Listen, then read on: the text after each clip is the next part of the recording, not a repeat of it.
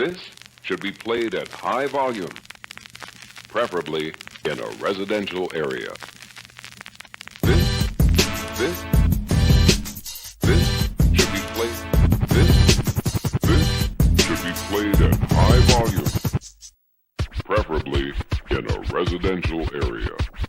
Due to some violent content, parental discretion is advised.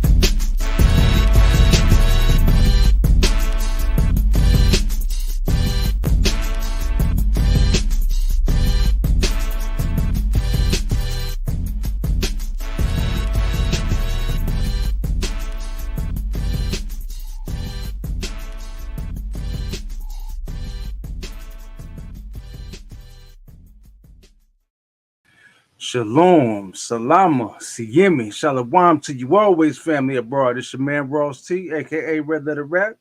You know my wife Yeza Red is right here with me as well. Shabbat Shalom, family, peace and blessings. Siyami, salama. And you see the brothers is with me as well. Shabbat Shalom, family. I hope everybody's doing well. Shabbat Shalom, family. What's up with y'all, Zion? No doubt, no doubt. So we got a very interesting week this week as well. Like just, oh man, there's some live streams that I missed out on this week. You know what I'm saying, that I didn't get a chance to catch live, but it was, from what I understand, they was real on point. This conversation, this gospel is still going worldwide. All praises, all praises.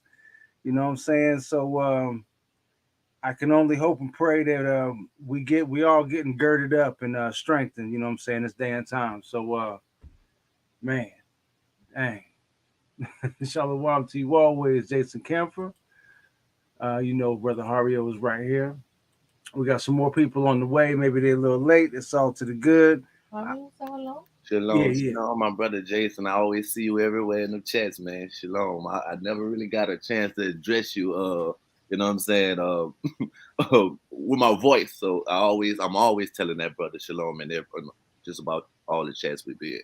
Yeah, Jason be everywhere, man. I thought I was everywhere. Jason be everywhere. Yeah. Yes, I see him too. Yeah, big shouts out to brother Jason Kemper. Yeah. No doubt. So trying to think here. Something that came out this week that really ain't really been talked about a whole lot. Not quite for certain. It may come back to me. But tonight we're going to start up in Leviticus chapter 11. This is the infamous dietary law chapter. And so this is the one where people really get offended at. As a disclaimer to all people watching now or later, everything that we're going to talk about in this chapter, there's nothing that we're going to talk about that is specifically designed to ruffle feathers. We're not trying to spark debate. Like I said, debate is not for this this channel, this platform, but we do have to we gotta dissect and discuss these scriptures. It's time we understand them. You know what I'm saying? So I hope everybody, you know, is good and strong. You're gonna be able to deal with this. I'm also bringing out Barnabas chapter 9 right along with this chapter as well, because this chapter is very, very touchy with a lot of people. So I guess I don't want to keep everybody waiting. Even though we don't got that many people in the chat right now, it's all right. We're going to go and love everybody through it. So if you can, you will. Please bow your heads with us and help us pray on in. Especially for all those that's going to catch us on the replay, all right? So, Abba Ahaya, Mosaya of Yasharon, Mosaya of Abraham, Yadshak, and Yaquab, the one true Elohim of all creation, creator of all the heavens and earth and everything within, Yahweh, Sabah, Awad. Abba, we come humbly before your throne, thanking you for this day, counting all things as good, asking forgiveness of our sins and iniquities, those things known and unknown, and the sins and iniquities of our ancestors and forefathers. For Abba, we repent. Abba, we come humbly before your throne. Thank you for this congregation that's going to Bible study with us tonight. We ask for your Holy Spirit to dwell in this house, first and foremost, but definitely in every house that's watching now and later. But we always want to make sure that we ask for your Holy Spirit to help us understand your word so we can be properly nourished by your word and we're not being force fed by something we don't understand, all with the hopes of understanding. So, Abba, please allow us to understand your word. In Yahweh Shai, holy name we pray. Amen. Hallelujah. Hallelujah. Hallelujah. Hallelujah. Come on, hallelujah. All right. All right. So, let's see here. Let's go ahead and share screen with everybody.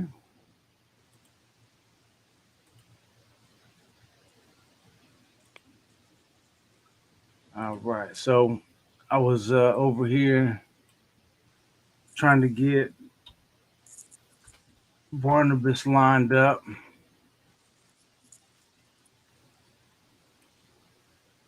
Don't worry, we got Leviticus right here next to us.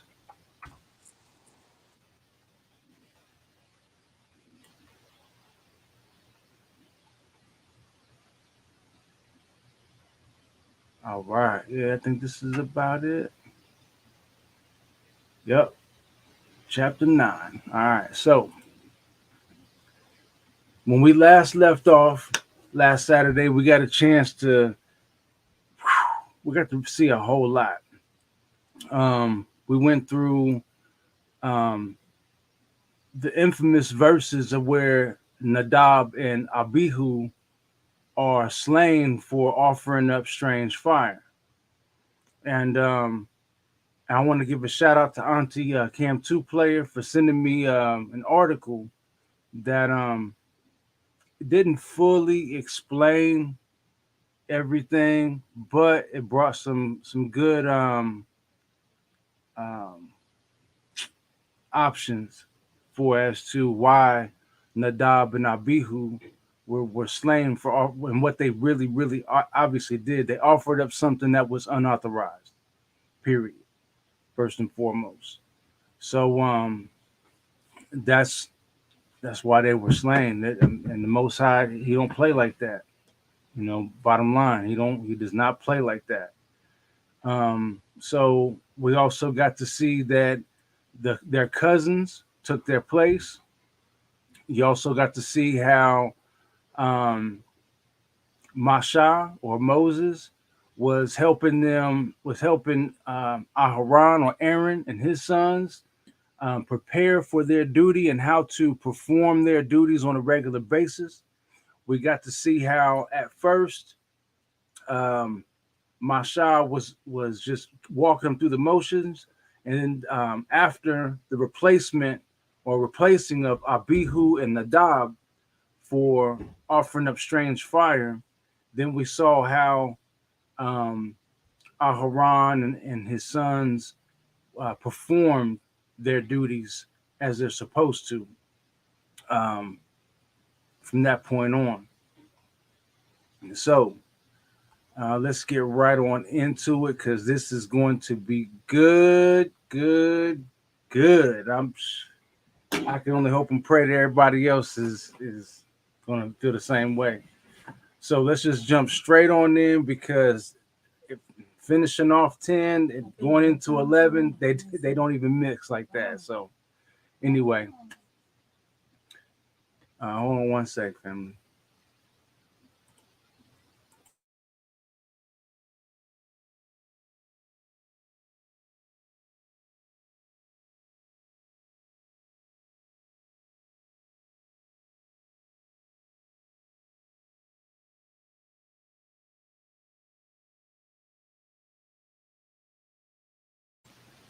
Yeah, I had just had to move the microphone out the way so that way she can see the screen.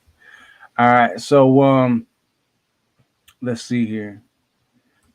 Shalom to you always. Shalom to you always. Let's see here. I had to rewind to hear what y'all said, and I'm everywhere because, like what Hamashiach said in Matthew 18:20, for where two or three are gathered in my name, there I am in the midst of them. Hallelujah. No doubt, no doubt. Gotta catch that presence of the Most High. There is no greater feeling. I hear you, Jason. Definitely. And this is coming in perfectly clean and clear on my screen. So that is, whew, that's a good sign that a lot of people are going to be able to get this clean and clear. All right. So, and Yahweh spake unto Masha and to Aharon, saying unto them, speak unto the children of Yasharal, saying, these are the beasts which ye shall eat among all the beasts that are on the earth. Whatsoever parteth the hoof and is cloven footed and cheweth the cud among the beasts, that shall ye eat. Nevertheless, these shall ye not eat of them that chew the cud, or of them that divide the hoof, as the camel, because he cheweth the cud, but divideth not the hoof. He is unclean to you. And the coney, or the coney, because he cheweth the cud, but divideth not the hoof. He is unclean to you. Right. And the hare, because he cheweth the cud, but divideth not the hoof. He is unclean unto you. And the swine, though he divideth the hoof, and be cloven footed, yet he cheweth not the cud. He is unclean to you. Of their flesh shall ye not eat, and their carcass shall ye not touch. They are unclean to you. So we have the rabbit, and we have the swine, and what's this other one? We have the camel, we have the coney, or the coney. Do you know what a coney is? So I have to look that up. Yeah, that would be good to look on up. Yeah, family. I checked that out a couple of days ago. Cause when I have time, I try to go over the scriptures before the stream starts. I didn't go over much, but I looked up that coney, and what is way I can describe it. You can look it up on online, but it looks similar. It's not a rabbit exactly. It looks similar to a rabbit, but it doesn't have the ears like a rabbit does. And when I did the research on it, you know how scientists are. They said that it's actually a cousin to the elephant because of the gestation, the amount of time they keep their bodies inside before they give birth. So yeah. Let's go ahead and blow this on up, everybody. Rabbit. I keep on saying rabbits. Right. So it does look like, it says right here, number one, a coney. Says it's related to the rabbit, a rabbit. And then we also have a small grouper fish found in the coast of the tropical Western Atlantic with variable coloration. But now I could suggest something that it could be almost beaverish too, because I know when we learned in school, it was two types of like rabbits. You know what I'm saying? It's like a hare and something else. You know what I'm saying? But it's definitely two types of rabbits. I know we learned in school that like there are two kind of, you know what I'm saying? It's like a kangaroo type rabbit. You know what I'm saying? A kangaroo would be considered that other one. I can't think of, I don't have the information right, but I remember learning this in school that it's two different types of rabbit. It's a hare and something else. I can't think what it is, but I think that may be the separation of that. Got you. Yeah, when I looked it up, it showed something different. Another way to say it is a hyrax. You spell that Hyrax. Right. Yeah. So if you look that up, that's kind of what I was trying to describe.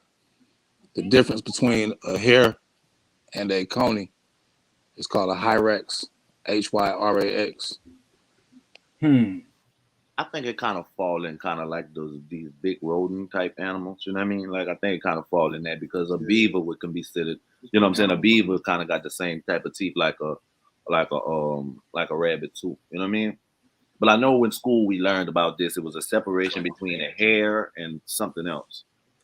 Now, see, you pointing out something already that I got to go ahead and speak on.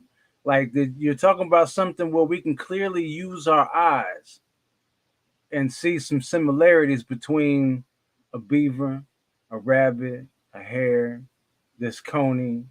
You know what I'm saying? That there are certain characteristics about them that qualify them as rodents, right?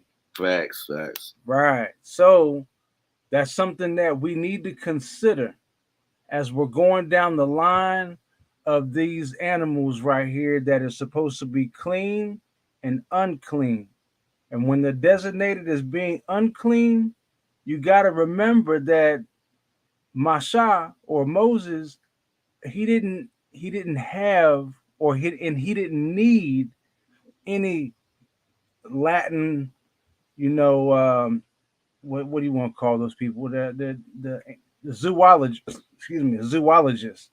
He didn't have a Latin zoologist next to him breaking down this genus and it's this, that, and the third, and breaking down all these things to him to tell him what this animal is, what animal that is, what classification of an animal this is. He didn't have none of that, nor did he need any of that. He just simply used his eyes and looked at it. It's simple. And so we got to be very careful when people want to go through this list right here and go down through the genus and this, that, and the third, and speaking these zoology terminologies and things and all. Come on, man, use your eyes. It really just use your eyes. Like I mean, you can see he's using his eyes right here because I mean, throughout all this, you know what I'm saying.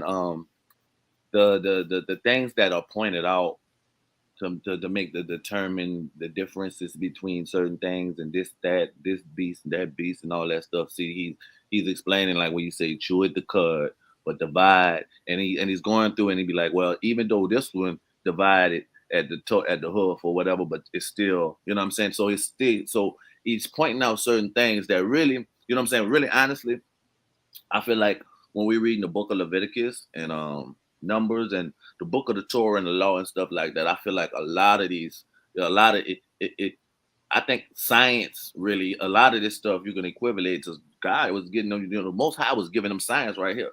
You know what I mean? Like this, Mm-hmm. you know what I'm saying? Like I feel like he was giving them science right here, even when we come to certain things that when we get to numbers and a lot of the things that he was sitting there talking about, like with a woman's menstrual and stuff like that. I think like in certain things you could touch and touch. And he was breaking down stuff that science could explain now. You know what I mean? So I think that we gotta look at it from a point of man that the Bible is facts. The Bible is true. That you know the Most High, his wisdom is way higher than a lot of this stuff that science come up with and stuff like that. And even science proves that the stuff the Bible was talking about is true. You know what I mean? Big facts. And science is just catching up to the Bible, which is, Thanks. That's saying my yeah. That's a they just say catch that they again. just catching Say up. that again. So Say that again.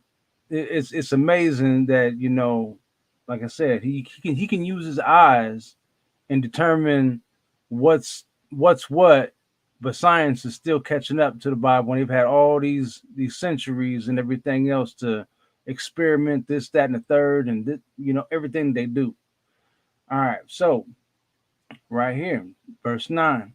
These shall ye eat of all that are in the waters, whatsoever hath fins and scales in the waters, in the seas, and in the rivers, them shall ye eat. And all that have not fins and scales in the seas and in the rivers, of all that move in the waters, and of any living thing which is in the waters, they shall be an abomination unto you. They shall be even an abomination unto you. Ye shall not eat of their flesh, but ye shall have their carcasses an abomination. Whatsoever hath no fins nor scales in the water, that shall be an abomination unto you. And these are they which ye shall have in abomination and the fowls. They shall not be eaten. They are an abomination. The eagle and the ostrich and the osprey and the vulture and the kite after his kind, every raven after his kind, and the owl and the nighthawk and the cuckoo and the hawk after his kind, and the little owl and the cormorant and the great owl and the swan and the pelican and the gear eagle and the stork and the heron after her kind, and the lapwing and the bat, all fowls that creep, going upon all four, shall be an abomination unto you. So, like, so we was sitting here talking. Was it me and you, bro, straight like that? It was talking about chickens, how they walk. That was us. Yeah, Absolutely. yeah, Absolutely. talking about how they be creeping, how they be sneaking, with their head Yeah. bopping and Yeah, because it's what the scripture says, say anything that creepeth. And right, then when you kind of watch a chicken when it walks, like that head, you know, they got that, the head be bobbing, and then yeah, the way the feet, it's like they trying to sneak up on some, right, you know. Yeah. right. So So this is, like I said, this is one of those conversations once we start getting into this dietary stuff. And I think it was like a year or so ago when TCA came out with the chicken is unclean music video, that like sent so many people mad. Mad. There was a lot of people upset with TCA. What is a foul? Bird. Is I it mean, now y'all know. I mean, I'm foul? good for the conversation. Y'all know I'm good for the It's bird. conversation. But y'all know we gonna All birds are fowls. hey, y'all know we good for the conversation and all that there and the conversation and I feel where y'all coming from with the creep thing and all that there. But we gonna stick to this scripture. It don't crawl on all fours, and it don't go on all fours. So we gonna yeah, read it yeah. So and so I want to get something and, straight. Like, and I want and the go chicken. ahead, brother. I'm sorry. Oh no, I was just saying that we gonna stick to it that we could that's why we reading it. You know what I mean? We can have a conversation. We can have a conversation. But I'm enjoying the way this is being read because see at the same time we could go on videos on top of videos talking about the chicken unclean and all that, but if it don't say it here, well that's where I stand. You see what I'm saying? That's why I stand. You could say it creep, but it really is we if it don't creep like how it's talking right here, then it's not that. So what I meant, and I realized I got to be very direct and exact when I say things. So when you read verse 20, when I Mm-hmm. had this conversation with my brother a year ago when TCA came out with the video, we got into a not really a disagreement, but we were, what's the word? We were arguing it when it says going on all fours. So when you look at the foot of a chicken, it's 4 claws. And that's what that's why I didn't say nothing about going all on 4. I only mentioned the creeping part, you know, just like Mm-hmm. that Coney, it's like the Coney thing and the Hyrex. I'm not really going by nothing what the scientists say. I'm going by what the Bible says and then what people recognize it as today. Lest we be ignorant of the devil's devices. You know what I'm saying? They'll tell you one thing and it's something else. And anyway, when you look at it, you can tell it's unclean anyway. Just like how you were saying, Brother Ross, Moses only used his eyes. When you look at it, you can tell this ain't something that's good. You feel what I'm saying? So, I'm only saying that about the creep and then going on all fours based off verse 20. So I'm not deviating from nothing the scriptures say. Nah, I feel you, brother. No, Yeah, I yeah. feel you, and I completely agree with what you were saying on you know what I'm saying. You're just sticking to, you know what I'm saying, and like I said, it's all good for terms and and good conversation. Because understand, because Rawls was really trying to give y'all the disclaimer. You heard me at the beginning that yo, this is Yeah. the part of the scriptures. Look, this is all in love, y'all. It's gonna get a little messy here. You hear me? But this is Yeah, all in love. Be it's real. fixing to Ready? get messy. It's gonna get a little messy here. But this is all in love. This is just one of those parts of Definitely. the books that where me and my brother we just don't agree at. You hear me? But this is all this ain't salvific, y'all. This ain't salvific. You know what I mean? This ain't salvific, but it's definitely we definitely gonna have some good conversations. It's going good already. You know what I mean? We just but what I was saying is straight like that. I wasn't throwing that directly at you straight like that. You hear me? I was just Bro, saying it's all love, bro. I just want to make sure when I say stuff, it right, don't be right, misunderstood. Yeah, right. Yeah. yeah. Nah, it wasn't misunderstood or nothing like that. I was just saying we going on. I was just saying that we going. It wasn't directly throwing at you like that. You know what I'm saying? I was just saying that we gonna continue reading because I like to keep it reading because I'm as we reading, I'm taking notes and I'm following closely. I'm looking at everything, analyzing everything. You know what I mean? Well, All he praise, Yeah, brother. but I like he what was basically brother who was that put in there? The bats crawl on no, there was a sister put in there. Bats crawl on all fours. Yeah, Sister So if Gill. you wanted to get a good example of what is a fowl, something that flies, that crawls on all four, a bat. That's a good example. All yeah, right. that's why I said what is a foul? So right here, the word um chares. I'm not familiar with that glyph right there. It's a little different one. That's one of them added on glyphs. So that creep right here, that's the word. So right here, let's go into the Strongs. Charrettes is what the saying is. Creeping thing, moving creature. From charats, a swarm, active mass of minute animals, creeping thing, moving creature. So it's not really helping us out, and all things move, for the most part. Um, I was hoping it was going to designate something like it's uh, talking about how the action of creeping is, but obviously not. So let's keep moving. So we, like I said, we talked about these things right here, and I hear you, Sister Gift. Sister Gift is saying, you know, don't eat meat, just don't necessarily see the chicken unclean thing. I hear you, sis. I hear you. I feel it on that. So I think it's just worth looking at all those words up there just to give clarity. It's about quality of quality and learning and understanding what we're reading rather than saying, well, let's push on and because we have so much to read. I don't know, I think we should pull up files. I think we should pull up, ossuafrage, whatever that is, and osprey and the definition of creeping, I think, Walls, that you brought up. Yeah, can I say something, go ahead. Sister Yazarette? So I'm Yes. looking at the on my other device.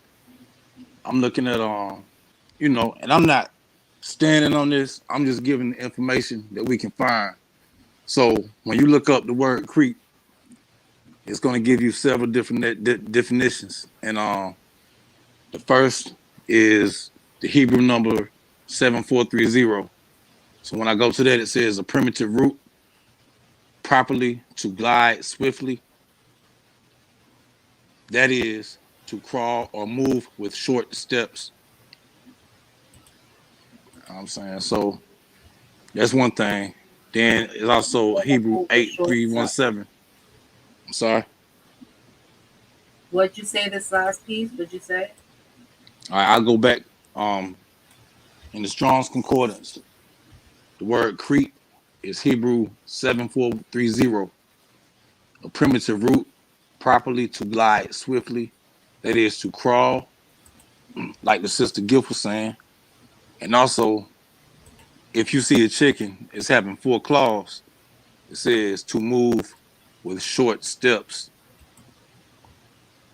I'm not necessarily standing on because I understand how people feel, because I had a Right. lot of trouble with that too. But so I feel where everybody coming from, and it gives four other definitions of the word creep, but they're basically all saying the same thing. Right. Now I want to get to what the sister gift to y'all said right there at the bottom, because it seemed like right when she typed it up, that's what I got in the definition. Um, where we got when I typed in the word creep and stuff like that, that's what I got in flying in swarms like bats. So we getting into so basically the Bible is right on point with what it's talking about. We know that chickens don't roll in no swarm, or they don't swarm things. We know that's what commonly came up, swarm. So that's I think that's kind of the Bible is basically describing that type of action of an animal. Oh, it's like a vulture. Mm-hmm. So the ossifrage or whatever is like a beard. It's a bearded vulture. That's what they call it. So that's the bearded version. Okay, so that's close to what like Hario was saying with the swearing like the bat. But where do we get that word swearing from, Like Hario? swarming. Swarm. If you look into the definition, we was trying to find out creep. One of the words that came up was swarm. It did. I didn't hear that. I heard crawling. I heard short steps. But remember, it's saying a creeping thing or whatever. So these are I mean, when you sit there and look at bats, I don't. I'm just going on what kind of came up, and bats is really fitting this description, because when you sit there and look at bats, they always pull up bats when something you're saying creepy, not even just creeping or creepy.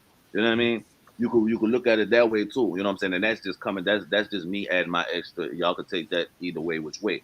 But what I'm saying is the definition of this stuff is coming out looking like bats and vulture type animals, things that swarm. We know Flying, vultures flying, swarm too. Vultures, that's a swarm right there. That's vultures swarm.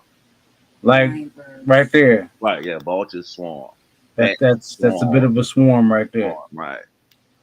Yeah, he was Now talking about flying. now like we was touching talk about like swarming and whatnot. Like if y'all seen that chicken eating chicken video, they swarmed on that chicken. Like That was dead chicken. Come on now, bro. come on, man. Oh man, I'm sorry. I'm over here. All right, look. Let Hey, me can we get get back back to to the it. Let script? me We get can back. just go back to the scripts. Chicken is look. Me personally, I still eat chicken, y'all. But me personally, the way we consume chicken as the black community today, that's unhealthy. Period. I'm gonna just put it that way. You know what I mean? Because look, certain things. Look, I don't agree with the veggie situation being all the way across. I've said this already. I don't agree with that. You know what I'm saying? But because I can't see it as being valid as in the Bible, right? But I do give y'all this. I always say this: the way we eat meat today is wrong. Period. I do. I just want y'all to hear that, because I'm on the other side. You hear me? But I just want y'all to hear that come from my mouth. The way we eat and digest, let's eat a 12 piece of chicken every day.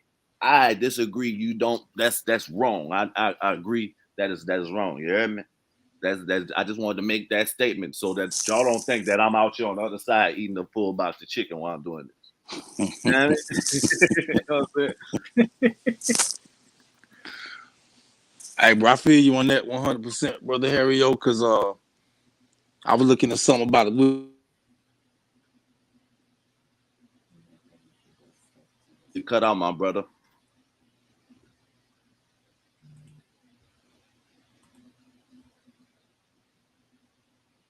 I think I got cut off. Can y'all still hear me? Here you go, my brother. Yep, there you go. Okay, yeah. The things you got to do to eat a piece of meat, you don't have to do that in the society we live in. You can just actually go to a spot and get a 12 piece Right. You see what I'm saying? Yeah, But like think right. about this. I I think about this. I Like feel you, bro. think about this. Like you can go get a 20-piece chicken wings. How many chickens it take to get a 20 Peace. Yeah. piece? I agree. I You agree. feel what I'm saying? I So agree, bro. you can't. It wasn't like back in the day, folks were just eating a plate of wings. You know what I'm saying? Eating no 12 piece, no 8 piece. You know what I'm saying? For Right. that matter. Yeah. So I'm with you on that 100%. Yeah. I know we could agree. Look, that's facts, bro. I can't look. I can't do nothing with that. That's facts, man. Yeah, man. Like, Oh, let's not do this. Let's not, bros. Let's not emotionalize. all right, all I tried right, to all stop right. Not him from He doing said, emotionalize it. let's everybody. not do this. Listen, Let's not do this. This Like, script. don't do I it. tried to Let's have not emotionalize everybody. Let's get to the scripts, man. I try, Harry. Apparently, he listens to you. He don't listen to Oh me. man, like I love y'all. I love y'all. I love You y'all. too, bro. All right. He listens to you, Hario. Look, you gonna I, have me look. I Bro, told him I bro, just gotta keep times. remembering I'm not here to hurt feelings. bro, I'm bro, really look, not. bro, you gonna have me not messing with chicken for a whole week watching that video, man. I mean, if that's the Let's kind get of back to shock the therapy word. that it takes, you That's know what I'm not shock saying? therapy. That's emotionalism, man. That's emotionalism. All right, so We're up to let's. 14. So we had already looked at the ossifrage, and it's a bearded vulture. I pulled up the vulture. You saw what that looked like. We didn't look at osprey. The osprey. Let me see. All right, so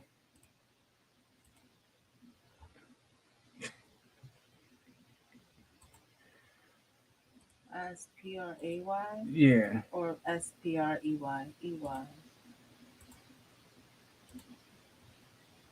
It's a seahawk and a fishhawk. Fish eating bird of prey. It also flies.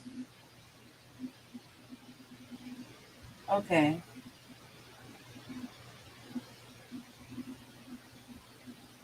yeah, right Okay. there.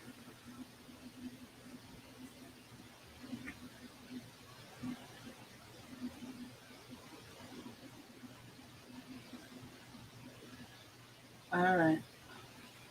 Yeah, I think you got it. Yeah, so yeah, these are birds that they oh, bro, shit like that fell out. Yeah, so these are obviously birds of prey. Right. Yeah, I see you got dropped out. But these are birds of prey that um there's just no nice way about it. They eat anything. Um there's a there's a channel that I catch every now and again on my other accounts and whatnot called Casual Geographic. And the brother is like he's like zoologist smart. And like his metaphors be killing me. He be having me out. But he really be going down the line of like, different animals and their habits and the things they do. That's just my nerd stuff that I go into or that I watch every now and again. And the way some of these birds get down, like some of these vultures and things like that, that even look like chickens. Like there's a reason why some of these birds of prey don't have feathers on their heads, and it's because of their eating habits and how they devour their prey. Like some of these birds, they'll gang hold down an animal and go in the exit, and it's disgusting. You know what I'm saying? So those acids eat off whatever feathers were there, and so that's why some of these birds don't have feathers on their heads. Just there's a lot of stuff. It's really really a lot. So if you just use your eyes and look and pay attention, the whole thing is all about their behaviors. And so, um, case in point, so let's go on over here to Barnabas and what Barnabas is talking about. And so he says, but why did Moses say, ye shall not eat of the swine, neither the eagle, nor the hawk, nor the crow, nor any fish that has not a scale upon him? Answer: that in the spiritual sense he comprehended three doctrines that were to be gathered from thence. Besides which he says to them in the book of Deuteronomy, and I will give my statutes unto this people.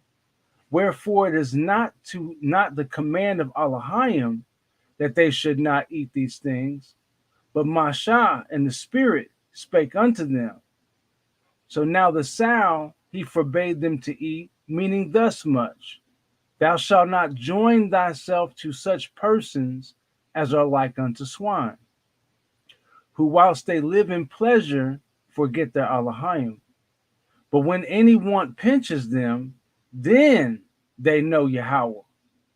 As the sow, when she is full, knows not her master, but when she is hungry, she makes a noise, and being again fed, is silent.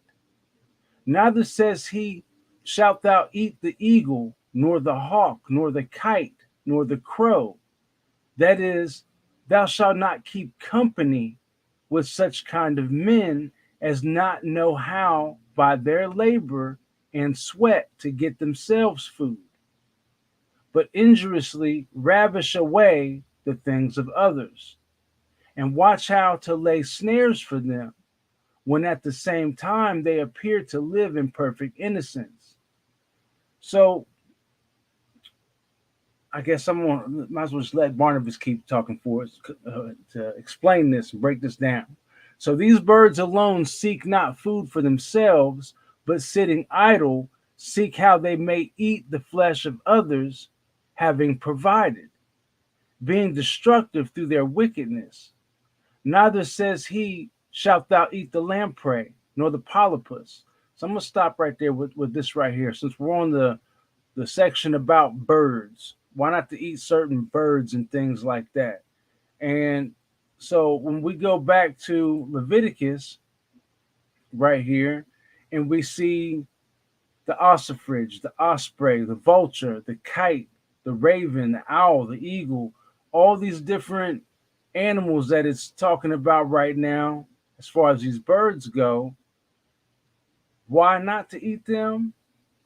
And there's a spiritual sense. Barnabas is saying that there's that Moses or Mashah had recognized that there will be three types of doctrine that will come out of this spiritual understanding. And it's not just to not eat these things because they're an abomination or they're unclean, but it's also the habits of these animals. And it's about not joining yourselves unto people that have these kinds of habits, that act like this, that act like these certain types of animals. That's the whole point. That's the main point why we don't eat certain of these animals. So that way we don't behave like them, because the old saying is you are what you eat. Right? Facts. So if you eat these types of animals, then the assumption is that you will be like these types of animals. You'll get down like this. So that's the thing, that he was using his eyes and paying attention and seeing how these animals get down. So can I agree with you on that, brother? Yeah, you can agree with me. No. I just want to say, because listen, I agree with that Barnabas you just pulled out. And I believe that's the wisdom of the Most High. You know what I'm saying? That's the wisdom of the Most High. Like, just like you said, that goes back to you are what you eat. You know what I'm saying? And I believe the Most High knew that, in a way, if you eat a pig, you take the spirit of the pig too. You see what I'm saying? Because if you would eat that, because when you say, because if you'll go out your way to eat that, then you don't eat anything. You see what I'm saying? And right, so in a way, like I said, I agree completely with that Barnabas. I believe that's wisdom added to what he was talking about in Leviticus, right? So what we read. I feel you, right? So it's like, all right, so by eating the pig, you gain the spirit of a pig. So right. By eating certain animals, you gain the spirit of these other types of animals that really do eat anything. A vulture, right? Right. You You get a know, vulturous spirit. right. And so, like, that's why we're as we get into this right here and start going through some of these animals, and this is why, like, we're saying to use your eyes when it comes to how these animals get down. And that's the other spiritual sense about these things. But scripturally, we got to remember. Now, Barnabas was saying that the doctrine wasn't from the Most High. It was something that Moses brought. But, so hold on, now my thing's not really responding at the moment. Okay. Yahweh spake unto Masha and to Aharon, saying unto them. So the Most High told Moses and Aaron what to speak to the children of Yasharal and Thanks. what beasts are clean and what beasts are unclean. So this issue is not an issue that we should be holding against Moses. This is an issue that the Most High has provided. So take this up in prayer with the Most High. All these things that we're pointing out, or all these things that the Scripture is pointing out, because the Most High gets the first word, first and last word. Any discrepancies we have, we got to take that to the Most High and ask Him to provide understanding. It really is that simple. And I really do pray that He provides everybody with the understanding on what we are uncomfortable with and what we don't like. So let's definitely pray for that. So as we continue, so all fowls that creep going on upon all fours shall be an abomination unto you. Yet these may ye eat of every flying, creeping thing that goeth upon all four, which have legs above their feet, to leap withal upon the earth. Even these of them ye may eat, the locust after his kind, and the bald locust after his kind, and the beetle after his kind, and the grasshopper after his kind. But all other flying, creeping things which have 4 feet shall be an abomination unto you. For these ye shall be unclean. Whosoever toucheth the carcass of them shall be unclean until the even. And whosoever beareth, right here, and whosoever beareth aught or out of the carcass of them shall wash his clothes and be unclean until the evening. The carcasses of every beast which divideth the hoof and is not cloven footed, nor cheweth the cud, are unclean unto you. Every one that toucheth them shall be unclean. And whatsoever goeth upon his paws among all manner of beasts that go on all fours, those are unclean unto you. Whoso toucheth their carcass shall be unclean until the evening. And he that beareth the carcass of them shall wash his clothes. Let's see here. No, we've got that one. These also shall be unclean unto you among the creeping things that creep upon the earth, the weasel and the mouse and the tortoise after his kind, and the ferret and the chameleon and the lizard and the snail and the mole. These are unclean to you among all that creep. Whosoever doth touch them when they be dead shall be unclean until the even. And upon whatsoever any of them, when they are dead, doth fall, it shall be unclean. Whether it be any vessel of wood, or raiment, or skin, or sack, whatsoever vessel it be, wherein any work is done, it must be put into water, and it shall be unclean until the even. So it shall be cleansed. And that's interesting. So,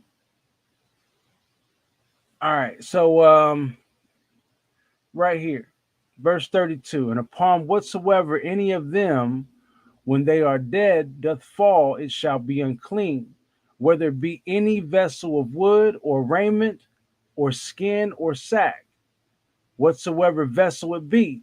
So this right here also suggests that they were using these skins as skins to hold liquids, but you have to make it clean first. It has to be cleansed first. So any of these animals up here, you can use their skins for vessels, but until it's cleansed, you and it are unclean. That's interesting. And every earthen vessel whereinto any of them falleth, whatsoever is in it shall be unclean, and ye shall break it. Of all meat which may be eaten, that on which such water cometh shall be unclean, and all drink that may be drunk in every such vessel shall be unclean. See?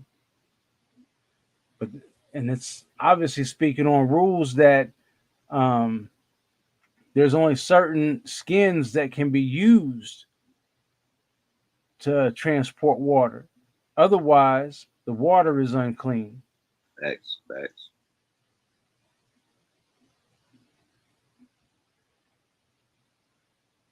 Right here. So, nevertheless, a fountain or pit wherein there is plenty of water shall be clean, but that which toucheth their carcass shall be unclean. And if any part of their carcass fall upon any sowing seed which is to be sown, it shall be clean. But if any water be put upon the seed, any part of their carcass fall thereon, it shall be unclean to you. And if any beast of which ye may eat die, that he toucheth the carcass thereof shall be unclean until the even. I hope that's self-explanatory right there. And he that eateth of the carcass of it shall wash his clothes, and be unclean until the even. He also that beareth the carcass of it shall wash his clothes, and be unclean until the even.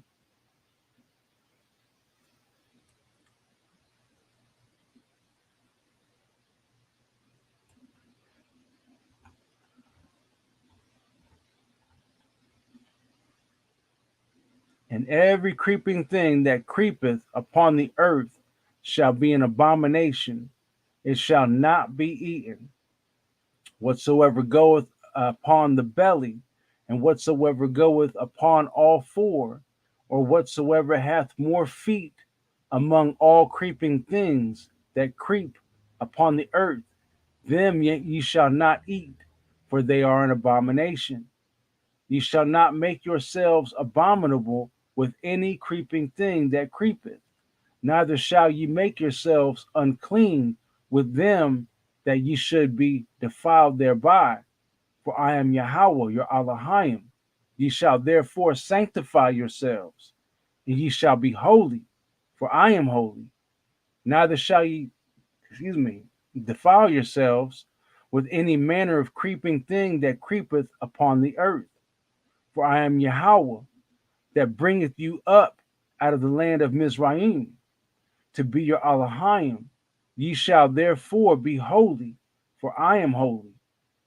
This is the Torah, or this is the instruction of the beast, and of the fowl, and of every living creature that moveth in the waters, and of every creature that creepeth upon the earth, to make a difference between the unclean and the clean, and between the beasts that may be eaten and the beast that may not be eaten. So let's swing back on over here to Barnabas right quick.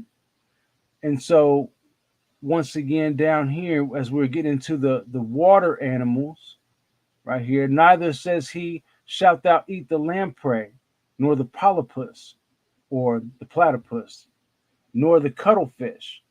That is, that thou shalt not be like such men by using to converse with them, who are altogether wicked, and adjudged to death.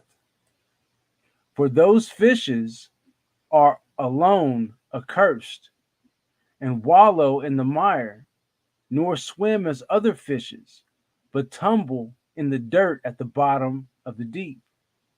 But he adds, neither shalt thou eat of the hare. To what end?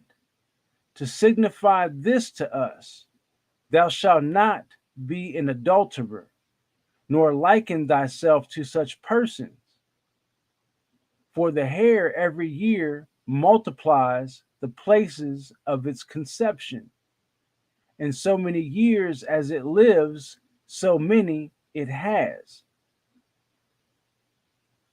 Now, for those of y'all that passed right by your minds right quick, that means the hare gets down and it will have a child anywhere and everywhere. And so we're not supposed to get down with people like that. We know that. Right. I mean, we know that. Right. Even if it's not a hair. I mean, even if we're not hearing the hair thing, you're supposed to have your spouse and have kids with your spouse. Right. And divorce is only permitted for adultery.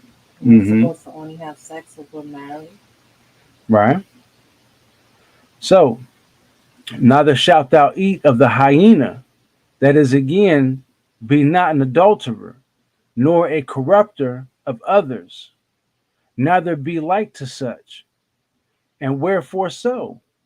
Because that creature every year changes its kind, and sometimes is male, and sometimes female. For which cause also he justly hated the weasel, to the end that they should not be like such persons who with their mouths commit wickedness by reason of their uncleanness, nor join themselves with those impure women who with their mouths commit wickedness, because that animal conceives with its mouth. Moses therefore speaking as concerning meats, delivered indeed 3 great precepts to them in the spiritual signification of those commands. But they, according to the desires of the flesh, understood him as if he had only meant it of meats.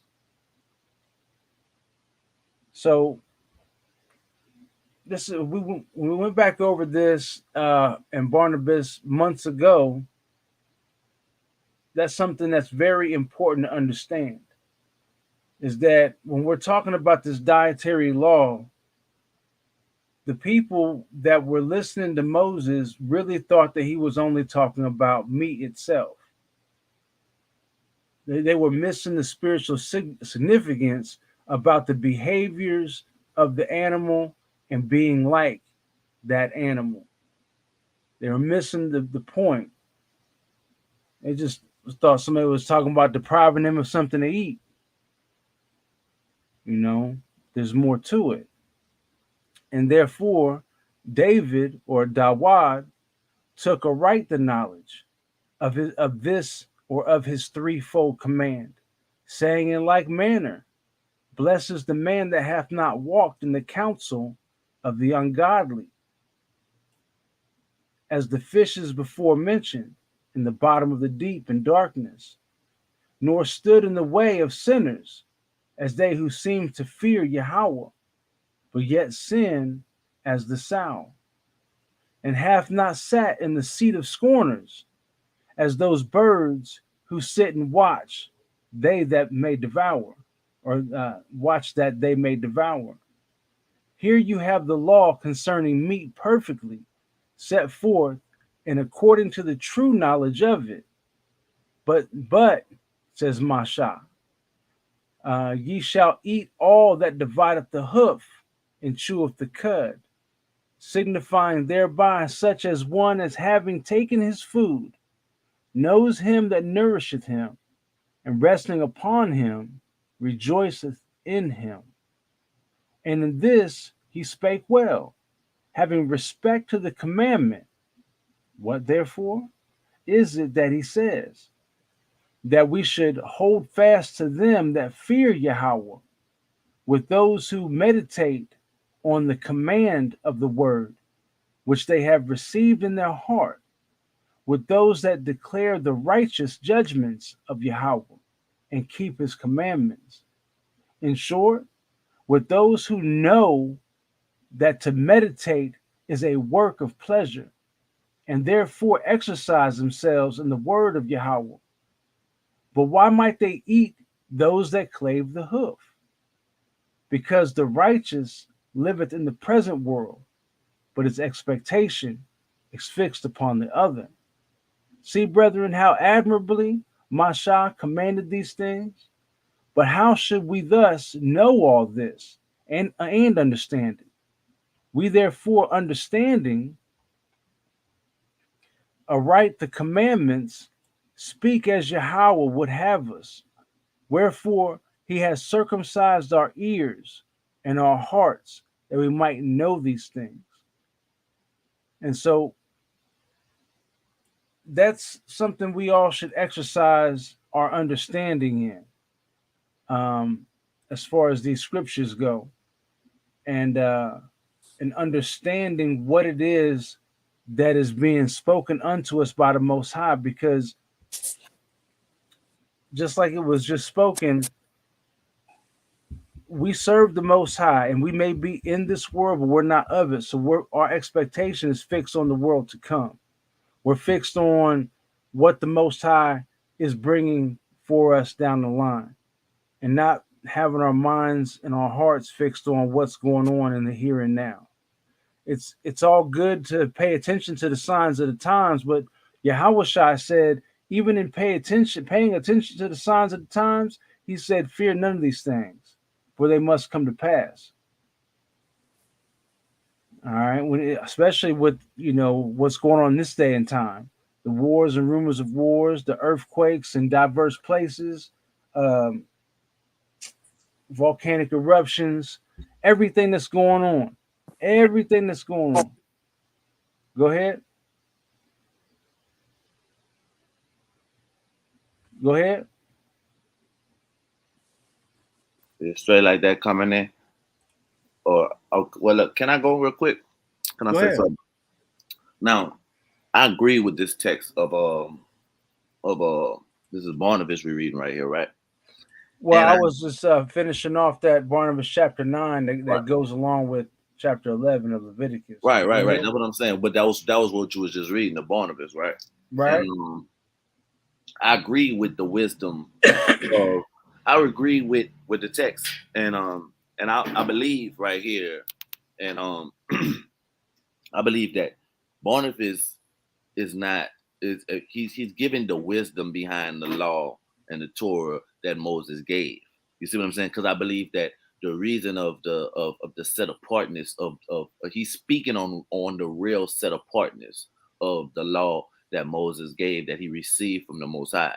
He's speaking on that part. He's speaking on that aspect. He's speaking on the wisdom that even down to what everything that we eat is spiritual. You see what I'm saying? Even the things that the Most High gave us to eat was spiritual. It was always down, all the way down to all the way down to everything that He gave. Now with this, and I'm hoping this is not your standing point that you're saying that this is because I don't want to put no words in your mouth. You haven't said that. I hope this is not the defense to say that that we were supposed to that the meat that we're talking about in the Torah is thrown out because of what Barnabas is saying. Because I totally disagree with that. I believe that Barnabas is giving the wisdom behind what he told us to eat. That's what I'm getting from this. All right. No. So all I'm saying, I'm just reading the word, and then the word speak for itself.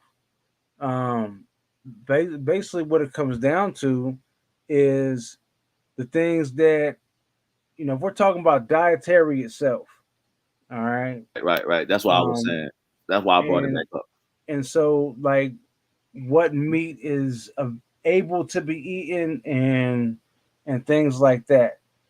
Um, as a lot of y'all know, me and Yaz, we the only meat that we may eat is fish. Um, Facts. so and we're not condemning anybody that's eating meat. We're not condemning anybody. I'm just basically pointing out, okay, this is what the word says, and there are multiple places in the word where it's speaking against eating certain things. Now, I do very much agree with the scripture in the Second Testament that says, okay, one person may eat meat, another may choose not to eat meat, but no one is supposed to be yapping at the other one for their choice. Facts. Oh, Facts. All right. Like, I'm not going to condemn somebody that eats meat just because I don't.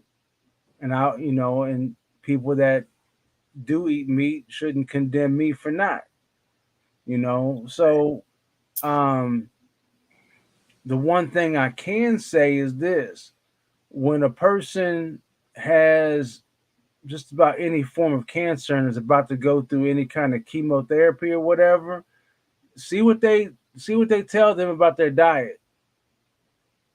There's so many sicknesses that people come across these days, or for I don't know how long, and see and find out what's the first thing that doctor tells them to do as far as their diet goes. And That's I guarantee you the first thing that they're gonna tell that person is to stop eating meat. facts, bro. can I speak on that, brother Go Rob? ahead. Go ahead. Yeah. So my first hand experience, I'm gonna say a couple of things. So y'all suffer me for a second. Got So you. that whole doctor thing, I've been through a lot of different ups and downs with my health. And one thing I would tell you firsthand about a doctor, they're not, they're not, they do not push you to stop eating meat. They actually tell you to eat more of the stuff that we know now that you shouldn't eat. I'm gonna give you an example, and I got papers I got from the doctor to show it.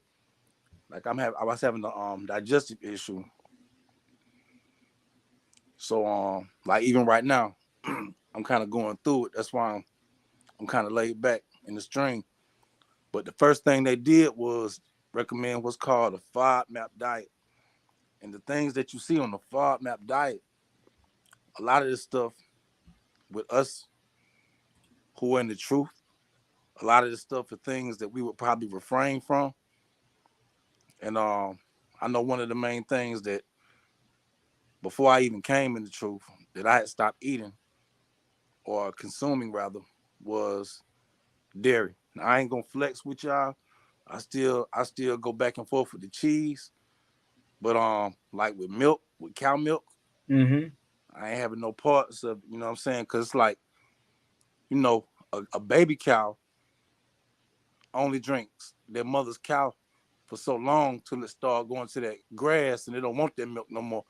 We got grown folks, old folks, Feel it, brother. they drinking cow's milk, and you're not even you're not a bull, you're Not not a a cow. cow. You know what I'm saying? But Right. you're drinking the milk that's made for that animal's baby, and you're a grown adult.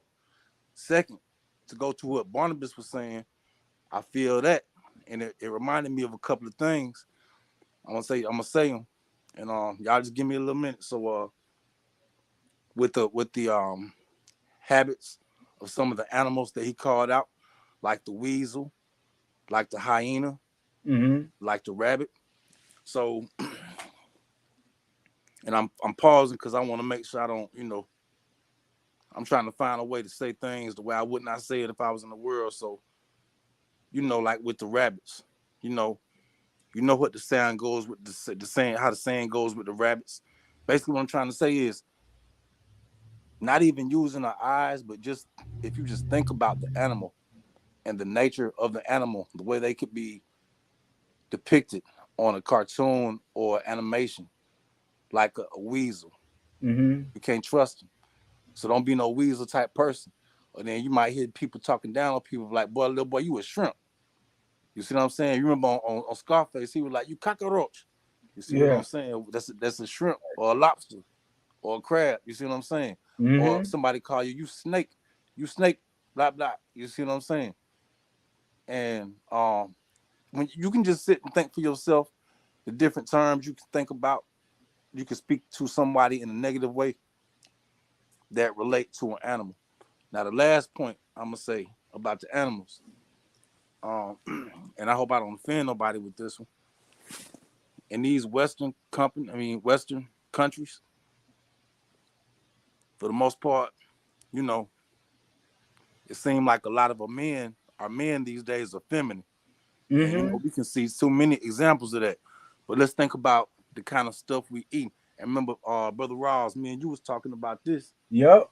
that night when you was working on the car that night, man. But Uh-huh. we was going back to speaking about when children are born with the Similac and with the Yep. MFL, you know what I'm saying? And with the soy products. Yep. So Soy milks. yeah, so let's look at the animals since we're talking about the dietary. And I was talking to my uncle. He from Chicago. He ain't in the truth, but he a OG. He know a lot. He know a lot, man. But one thing he was breaking down to me is like what you were saying earlier. You know, you are what you eat. So not to go back to the chicken thing, cause you know I still go up and down with that myself, man. I ain't gonna sit up here and try to flex in front of y'all like, oh, I'm just nah, man. I got problems too, partner. You know what I'm saying? But bro, like anytime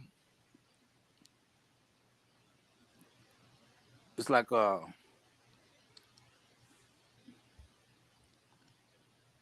character of that we don't eat roosters.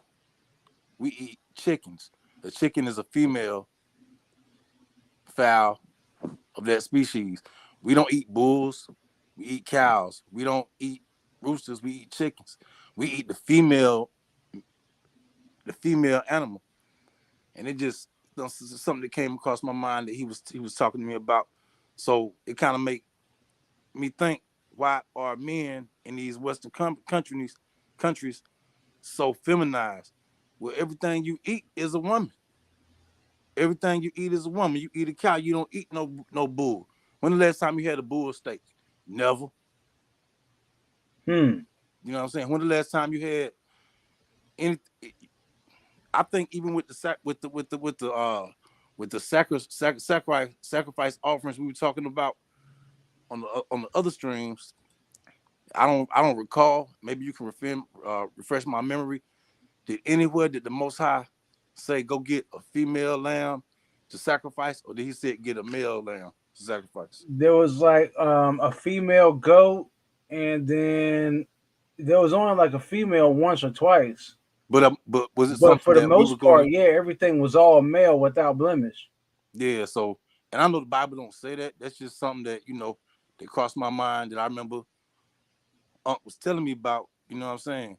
So I just wanted to point that out, man. Like going back to saying that you are what you eat. Like you snake type dude. You a shrimp, boy. You a shrimp. You a cockroach.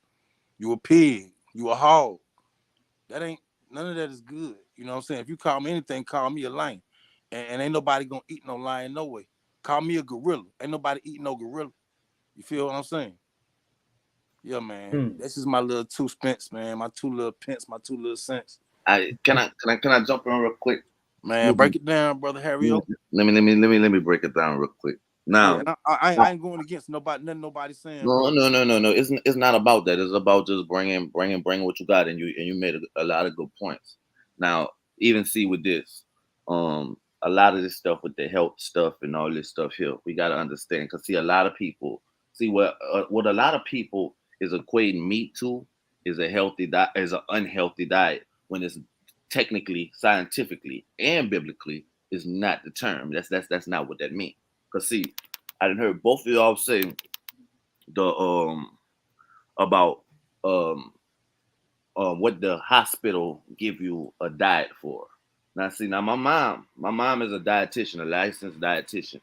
You hear me? And you see, this is the thing about vegetables and all that stuff that we were sitting there talking about.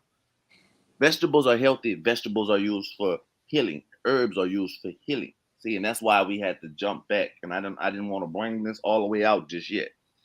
Because Man, bring it out, brother. that's why we had to jump back and we have to understand what the judgment was Adam was for. Now, see, when Adam was in the garden, Adam was talking to that stuff. Remember, he was talking, say, plant grow, grow. He was talking. He wasn't doing no physical labor. He wasn't doing any physical labor. But when he sinned and he ate of that fruit, God told him, man, look, you want to have to work by the thistles, by the sweat of your brows. You hear me? He said you want to have to work by the thistles and the sweat of your brows, and You immediately said you're going to reap thistles, right, thistles and thorns. right, but with translation, you're gonna have to work. You gonna have to work this stuff now. The stuff you used to talk to, you're gonna have to work it now. So when we look at that as in doing work, we have to understand that now you need to be on a whole total because you was just chilling in the diet, you was just chilling in the garden. And see, that's what a lot of people got to sit there and understand. Now, because see, both of y'all used the term about what the doctor and what the hospital, and when you said something about chemo, I'm not going. All praise to the Most High. I am a healthy, young, 31-year-old, right? All praise, I'm brother. not gonna compare my diet to somebody that has chemo. You see what I'm saying? I'm not. That's backwards. I understand the healthiness of what you're saying, but the doctor is giving that because you about to go on bed rest, cuz. Man, That's why. hey, You see Harry-O, what I'm Harry-O, saying? I'm trying Harry-O. to give you some wisdom real quick. See, because you about to go on bed rest. Oh my, what you got, brother? I really Yeah, got. I want to tell I'm you about to something, bro. elaborate a little bit more. But, Yeah, nah, I'm gonna be short, man. That's why I tried to shoot my number to you, man, because I want to probably get you and Brother Rawls together and just have like a little powwow, man, and just chop it up, man. But so, man, I'm gonna just tell y'all something. oh, I about shot you. myself. You didn't get the text the same night. I shot you a text said this Harry O, brother. I must have shot the wrong number there. You must have dropped Okay, the yeah, wrong thing to me. I shot you a text that exact night, brother. okay, we'll do it again, brother. Yeah, But man, I had 2 heart surgeries, brother. I hear. You know what I'm saying? So the inside of my body had to heal up again. I'm gonna tell you all the point I was at when I had those surgeries. I was coming off the meat completely. I was committed 100% to being a vegan. When I got inside of that hospital and all this, man, we got to do a testimony show one day, man, because, yeah, man. So all this happened all at once. You feel me? So I'm like, yeah, I ain't eating no meat.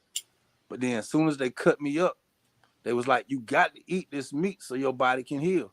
You know what I'm saying? I'm weak. I can't even get out of the bed. And I'm hungry. I ate the meat.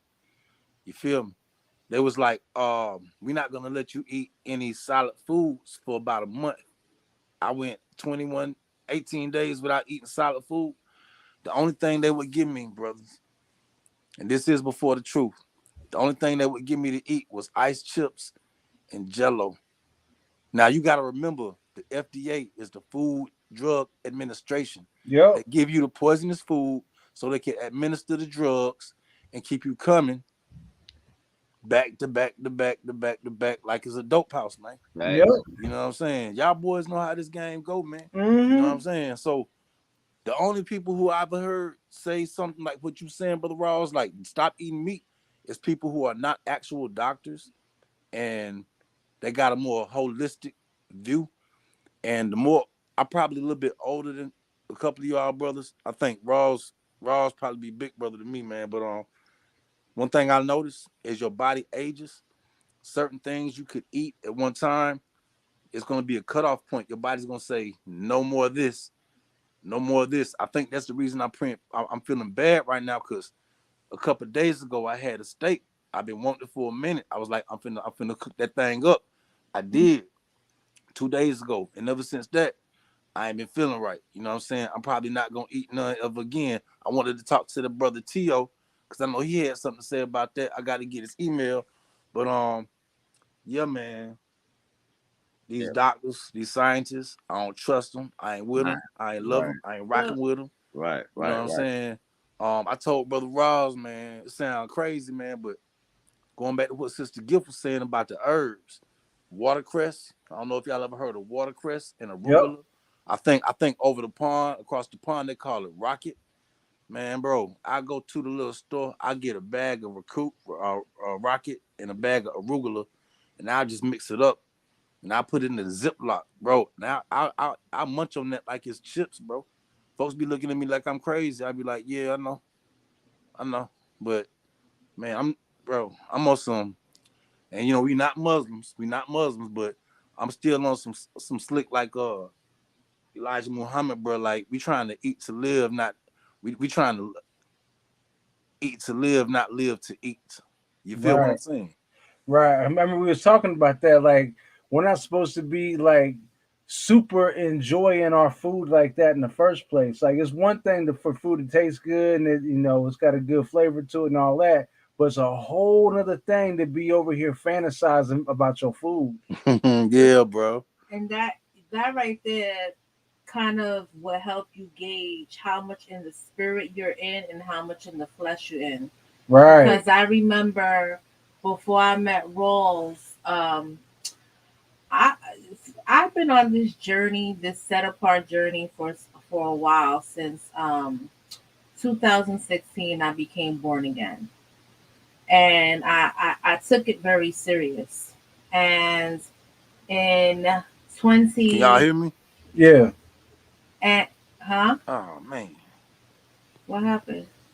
He We can't can hear we me. can hear you. I don't think he can hear us. Can you hear us?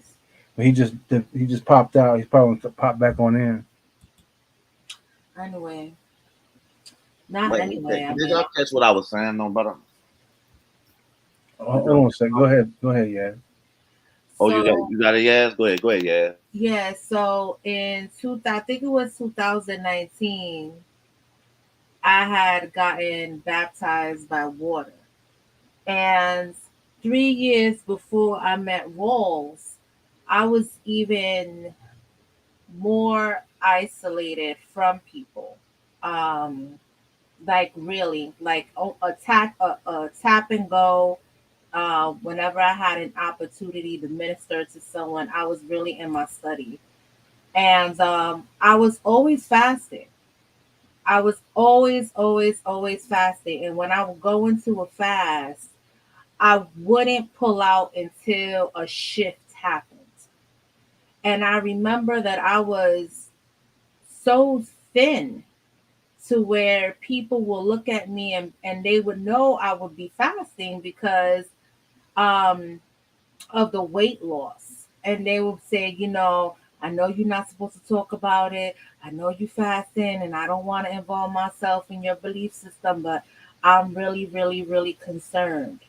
And when I would break the fast, food to me meant nothing to me. Like I literally would eat just because I had to eat. I didn't I was no longer craving a taste. I would have to force myself to eat because when I fast, the experience that I had with the Most High was so great. Why am I saying this?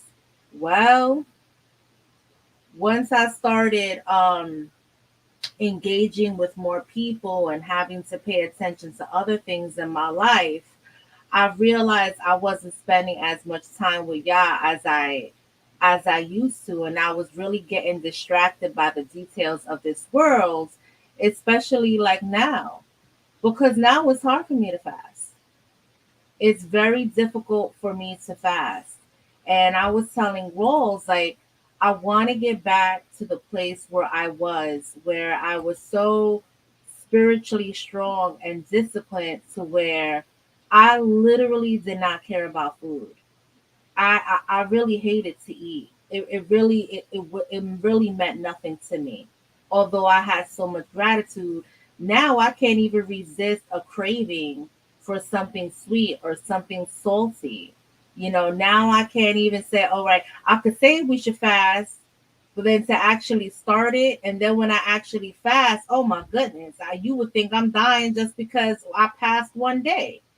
Meanwhile, there was a time that I fasted for 3 months where I was only eating in sundown and I was only eating a salad.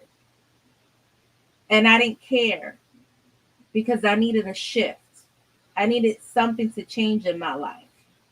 So I just wanted to say that when you have a hard time letting go of anything, food, people, jobs, items, that means you have too much of a close connection to that very thing. There's a problem because we should not have that much of a connection to anything to where we can't let go of it. Facts. So,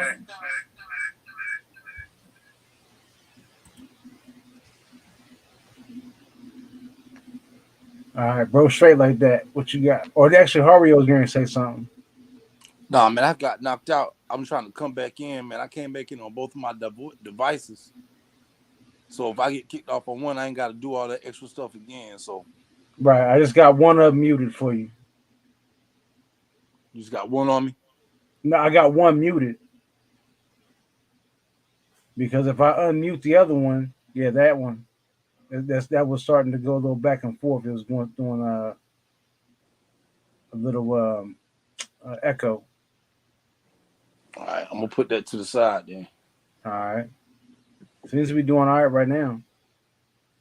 I just hate, man, because Sister Yazaret, she was definitely about to say something I wanted to hear, and then I was out of there. It's like as soon as somebody about to say something wonderful, like get up so out of I'll here, just bro. recap really quick, straight like that. I was saying that um, your relationship with food or even anything else has to do with how strong you are spiritually.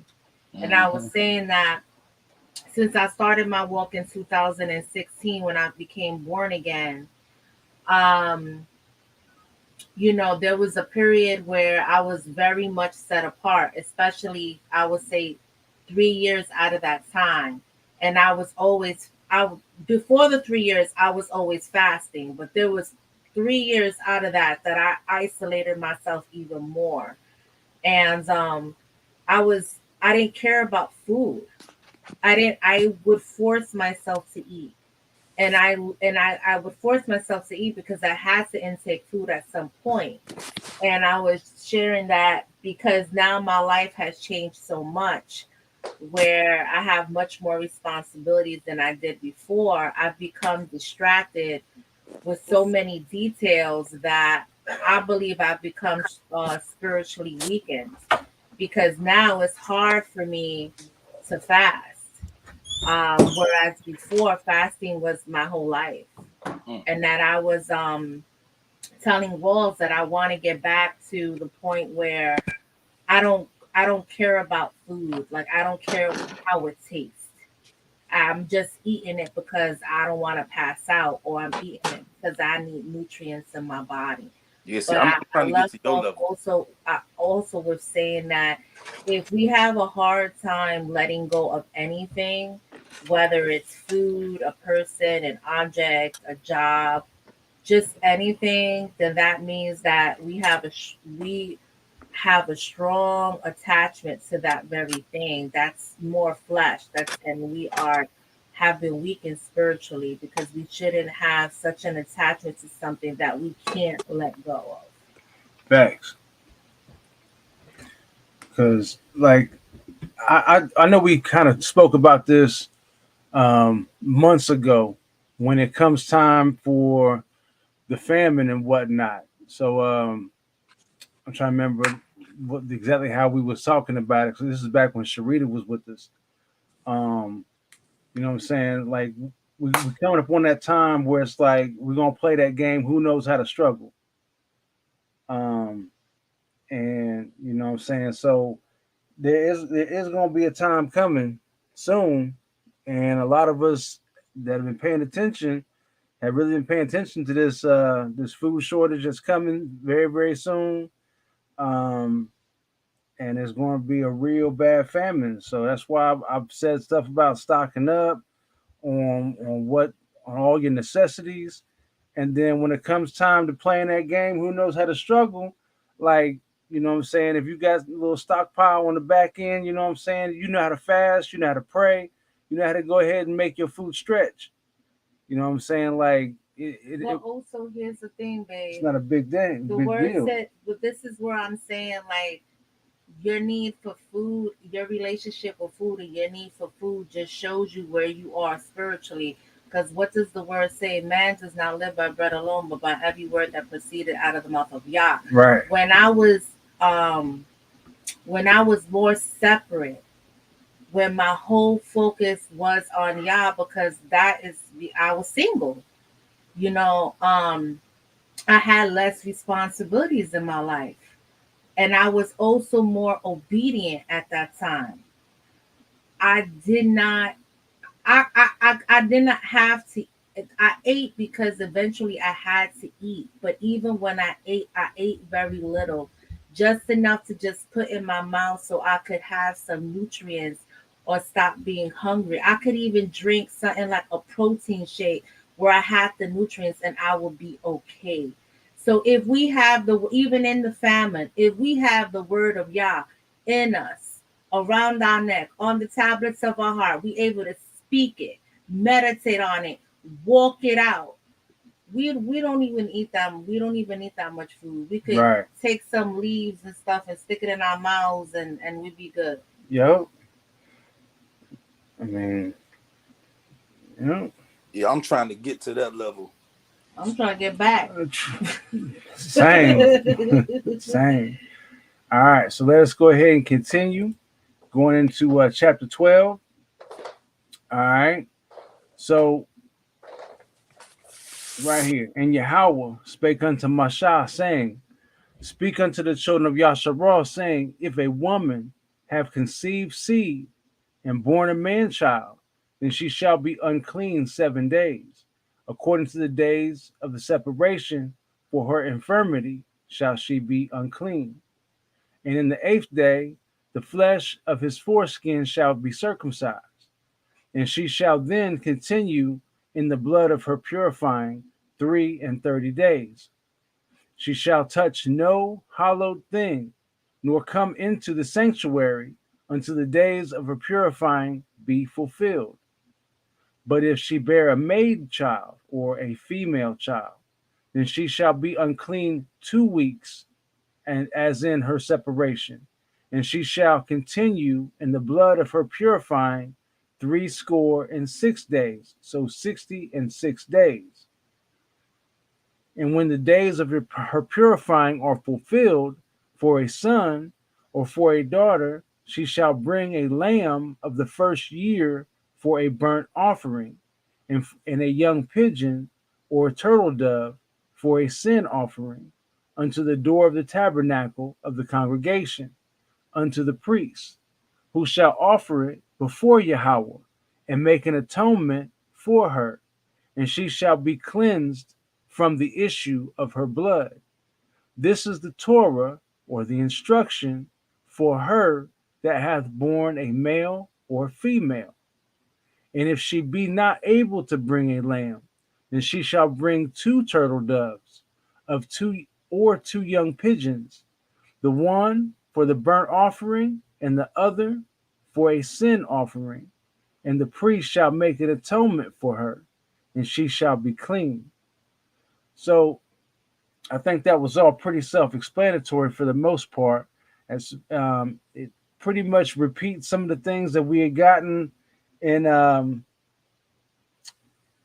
that we got in Genesis, as far as actually I can't remember if that was in Genesis. I think it was, but no.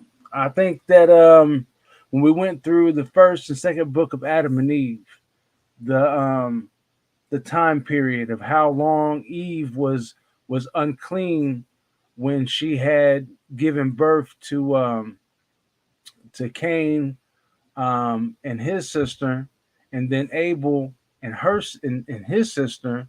So like it was pretty odd that she had two sets of twins. That Cain and Abel were fraternal twins, that they had twin sisters. So um, we got some of that time period inside there as well, as far as like how long Eve stayed in the other cave. Um, for the uncleanness or the infirmity of her blood issue. All right, so chapter 13. And Yahweh spake unto Masha and Aharon, saying, when a man shall have in the skin of his flesh a rising, a scab, or bright spot, and it be in the skin of his flesh like the plague of leprosy, then he shall be brought unto Aharon the priest, or unto one of his sons the priest. And the priest shall look on the plague of the skin of the flesh, and when the hair in the plague is turned white, and the plague in sight be deeper than the skin of his flesh, it is a plague of leprosy. And the priest shall look on him and pronounce him unclean. If the bright spot be white in the skin of his flesh, and in the sight be not deeper than the skin, and the hair thereof be not turned white, then the priest shall shut up him that hath the plague 7 days. And the priest shall look on him the seventh day, and behold, if the plague in his sight be at a stay, and the plague spread not in the skin, then the priest shall shut him up 7 days more. And the priest shall look on him again the seventh day, and behold, if the plague be somewhat dark, and the plague spread not in the skin, the priest shall pronounce him clean. It is but a scab, and he shall wash his clothes and be clean. But if the scab spread much abroad in the skin, after that he hath been seen of the priest for his cleansing, he shall be seen of the priest again. If the priest see that, behold, the scab spreadeth in the skin, then the priest shall pronounce him unclean. It is a leprosy. When the plague of leprosy is in a man, then he shall be brought unto the priest. So I gotta put a pin in that right quick, because this is a little different than what I remember as far as being pronounced with leprosy or not being pronounced with leprosy. So there are two different types that I'm seeing right now. So one is the whiting of the skin turning white, and if it spreads, that's a form of leprosy. But then there's also a scab. You know, if you get a cut and then it turns into a scab, if the scab itself spreads or gets bigger, then that's another form of leprosy that I'm seeing right here. So that could. Can you read that again? That you say you seen it right there. Mm-hmm. So, but if the priest see that, behold, the scab spreadeth in the skin, then the priest shall pronounce him unclean. It is a leprosy. So that's pretty interesting. So that would go to show that that person has a similar issue to me that picked my scabs. You know, that's just something I've been messed with, you know, ever since preschool. Like I've always had that. Is a form of mutilation. Right, I understand that. But like, you know, that's something that I've had a problem with ever since preschool. Is like picking When scabs. I hear the spreading of scabs, what I'm hearing is open sores. Yep. And you know, for those of y'all out there that may pick y'all sores or pick your scabs or whatever, you know that you may mess around and tear open fresh skin when you do that, and that makes the scab bigger. So that's a form of leprosy. Or like anything that's open, I guess that can scab, like anything that could spread Mm-hmm. that can cause uncomfortability where you're actually breaking the skin Mm-hmm. and causing it to bleed. Right. Makes you think about chicken pox.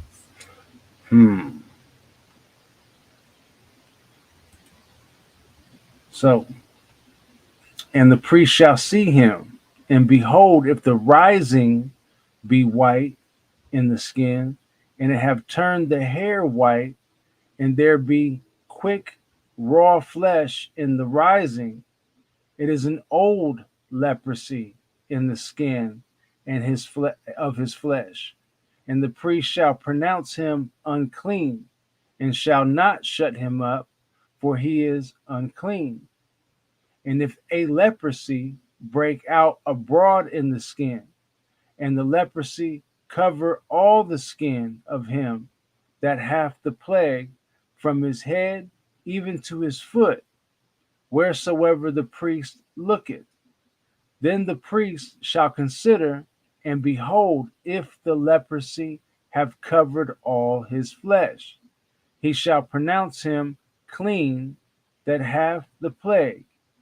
It is all turned white. He is clean.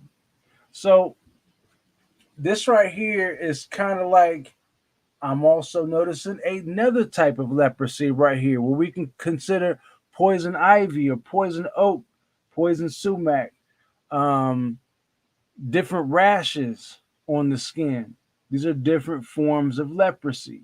But did I hear you read that lighting of the skin and the hair? The lightning, or the skin turning white, or the hair turning white, things like that. It said turning hmm or is? the hair turning white. And if a leprosy break out abroad in the skin, and the leprosy cover all the skin of him that hath the plague, from his head even to his foot, wheresoever the priest looketh. What about those people who have that skin condition that Michael Jackson said that he had? That vitiligo, that's a form of leprosy. That all of a sudden you could be like brown, and all of a sudden you have these white patches come up. Like That- you look like, well, I'm not gonna say that, sounds derogatory, but you know what I mean. right. Or like Sammy Sosa. No, Sammy Sosa died. Yeah, he did dye his and skin. he admitted to doing it. But Michael Jackson said that he had that skin condition. Vitiligo. If that's what it's called. And so he just wanted to even it out. Supposedly, that's what he said. Right. The white hair and the white skin reminds me of albinoism, but you said turn. And people with albinoism are born like that. Right. Right. Because those people experience pain.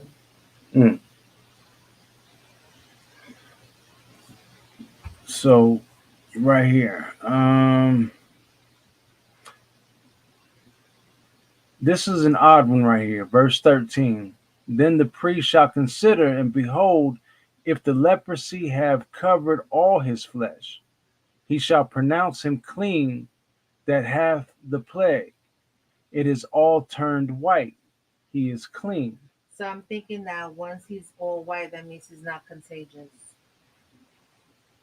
I mean, I kind of agree, thinking. but that's what still I'm a thinking. strange one. All right, so let's see here. But when raw flesh appeareth on him, he shall be unclean. The priest shall see the raw flesh, and pronounce him to be unclean, for the raw flesh is unclean. It is a leprosy. Or if the raw flesh turn again and be changed unto white, he shall come unto the priest, and the priest shall see him, and behold, if the plague be turned into white, then the priest shall pronounce him clean that hath the plague. He is clean. And when I hear about war, I'm hearing about like open Right. fluids, possible contamination, passing it on to others. That's so interesting though, because they're considered unclean even with a scab. Right. And a scab is a wound that is closed and it's healing. But I guess until it's completely healed, then the person's still unclean because it could still be contagious, I guess. It can break open. Yeah. Oh, y'all guys there? They're not there. Yeah, they're there. Yeah. Oh, okay. All right, so right here. And in the place of the boil, there be a white rising, or a bright spot, white and somewhat reddish. It shall be showed to the priest. And if the priest seeth it, behold, it be in sight lower than the skin, and the hair thereof be turned white. The priest shall pronounce him unclean. It is a plague of leprosy, broken out of the boil. But if the priest look on it, and behold, there be no white hairs thereon, and if it be not lower than the skin, but be somewhat dark, then the priest shall shut him up 7 days. And if it spread much abroad the skin, then the priest shall pronounce him unclean. It is a plague.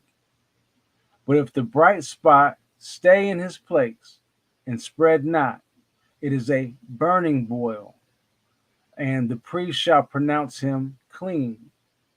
Or if there be any flesh in the skin whereof there is a hot burning, and the quick flesh that burneth have a white bright spot, somewhat reddish, or what, or white, then the priest shall look upon it, and behold, if the hair in the bright spot be turned white, and it be in sight deeper than the skin, it is a leprosy, broken out of the burning.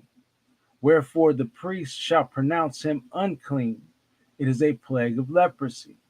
So there are multiple types of leprosy, bottom line. We have different skin rashes. We have um, basically different afflictions to the skin, any kind of dermatitis, any kind of dermatological skin affliction, whether it be like we just gonna saying poison ivy, poison oak, poison sumac, um, anything that breaks out on your skin. All these things are different types of leprosies. It just has to be determined what type of leprosy, how contagious, how long to kind of shut you up and put you inside your own tent, or put you in a tent outside of the whole community.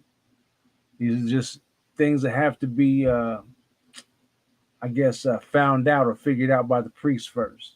So that way they can look and determine what type of leprosy it is and how long it's going to take for you to be clean. But if the priest look on it, and behold, there be no white hair in the bright spot, and it be lower than the other skin, but be somewhat dark, then the priest shall shut him up 7 days. And the priest shall look upon him in the seventh day, and if it be spread much abroad in the skin, then the priest shall pronounce him unclean. It is a plague of leprosy. And if the bright spot stay in his place and spread not in the skin, but be somewhat dark, it is a rising of the burning, and the priest shall pronounce him clean, for it is an inflammation of the burning. So somebody got burnt by a hot coal, or somebody got burnt by a hot rock, or something like that. Um, they can say, okay, well, they're clean. There's nothing wrong with them. It's just they got burnt. If a man or woman have a plague upon the head or the beard, then the priest shall see the plague, and behold, if it be in sight deeper than the skin, and there be in it a yellow thin hair, then the priest shall pronounce him unclean. It is a dry skull, even a leprosy upon the head or beard.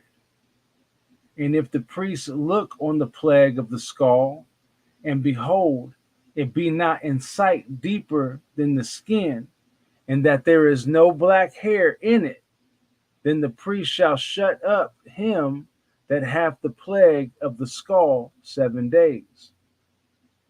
And if in the seventh day the priest shall look on the plague, and behold, if the skull spread not, and there be in it no yellow hair, and the skull be not in sight deeper than the skin, he shall be shaven, but the skull shall he not shave.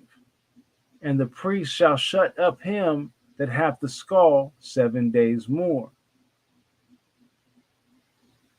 And in the seventh day the priest shall look on the skull, and behold, if the skull be not spread in the skin, nor be in sight deeper than the skin, then the priest shall pronounce him clean, and he shall wash his clothes and be clean.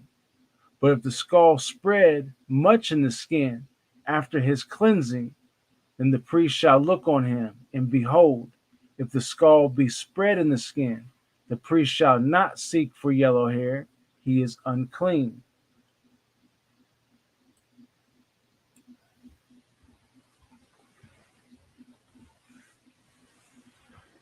But if the skull be in his sight at a stay, and there be as black hair grown up therein, the skull is healed. He is clean, and the priest shall pronounce him clean. If a man also or a woman have in the skin of their flesh bright spots, even white bright spots, then the priest shall look, and behold, if the bright spots in the skin of their flesh be darkish white, it is a freckled spot that groweth in the skin. He is clean.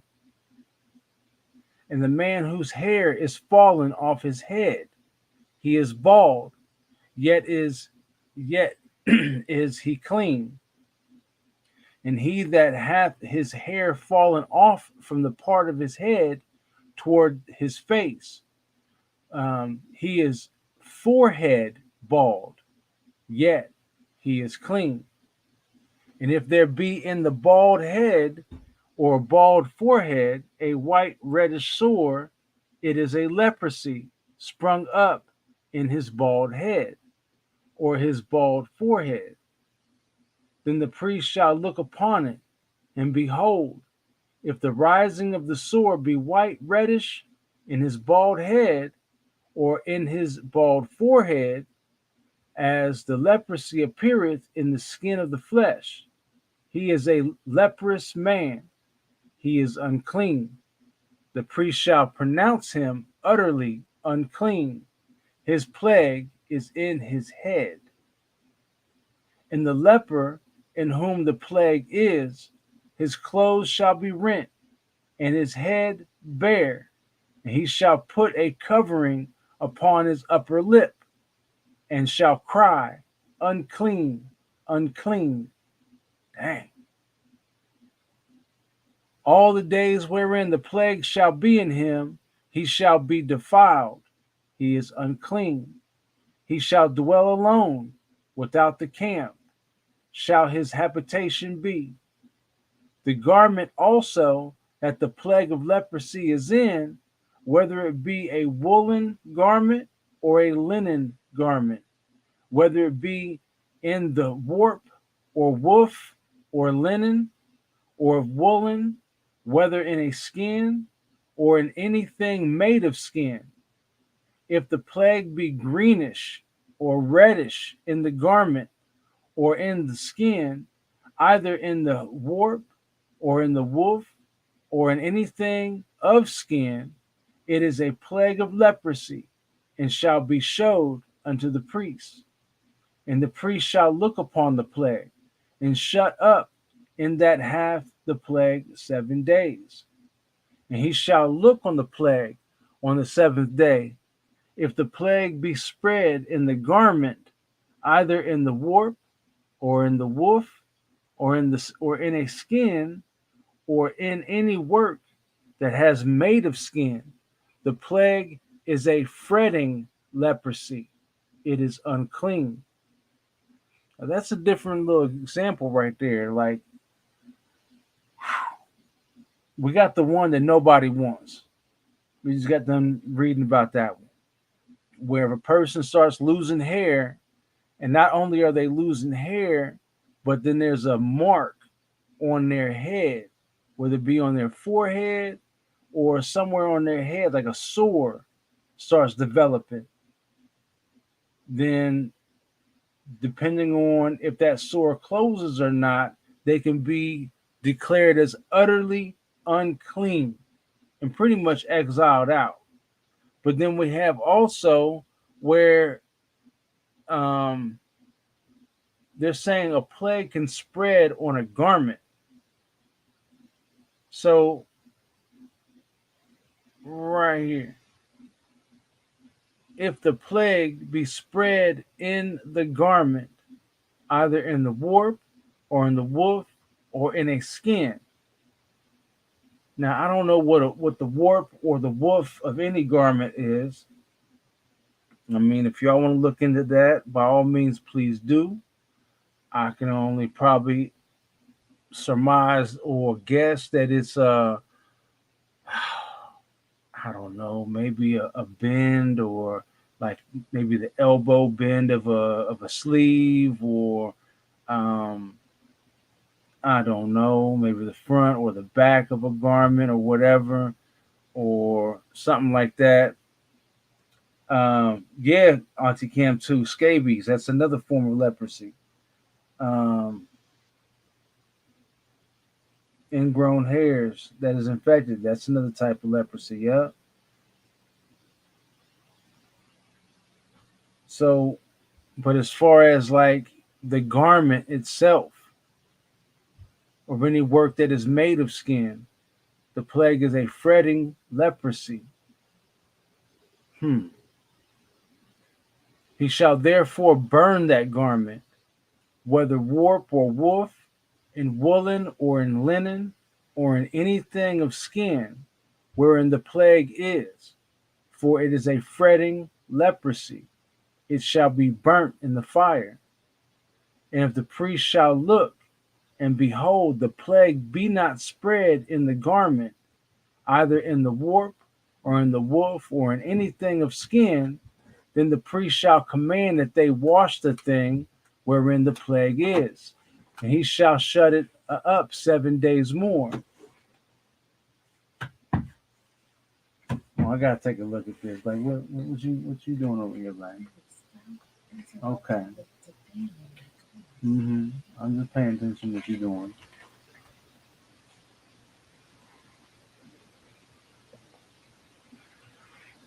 All right. So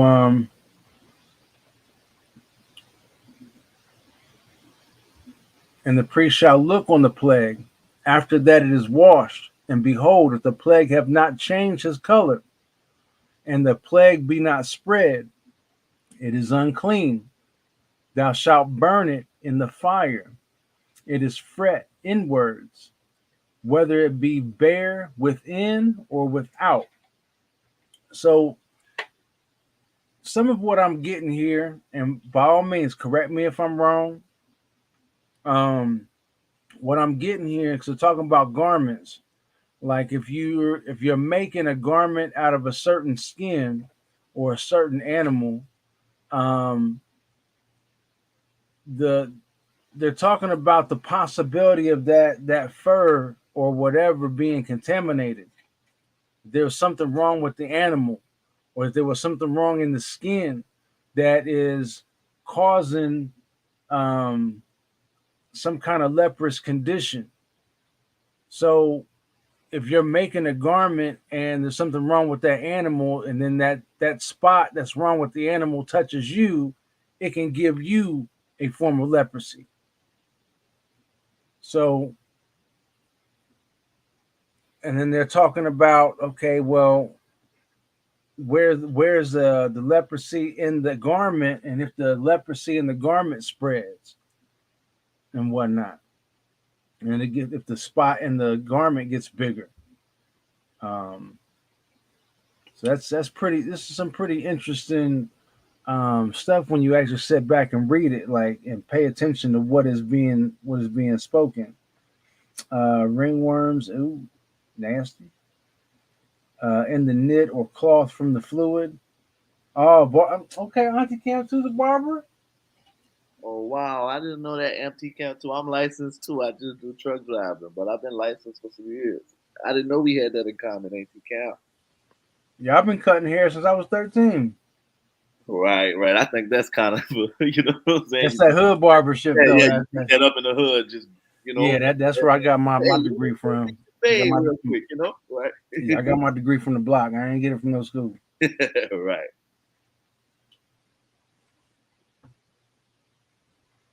All right. So let's see here.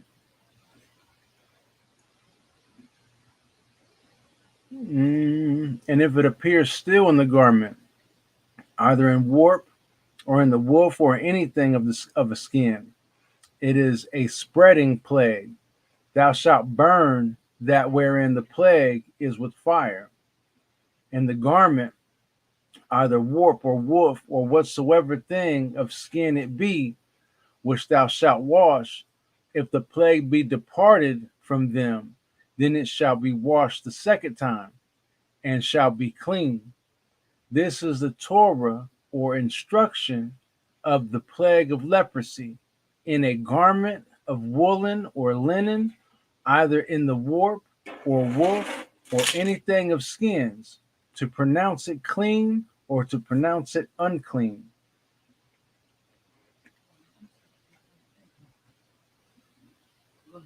Yeah. So, yeah,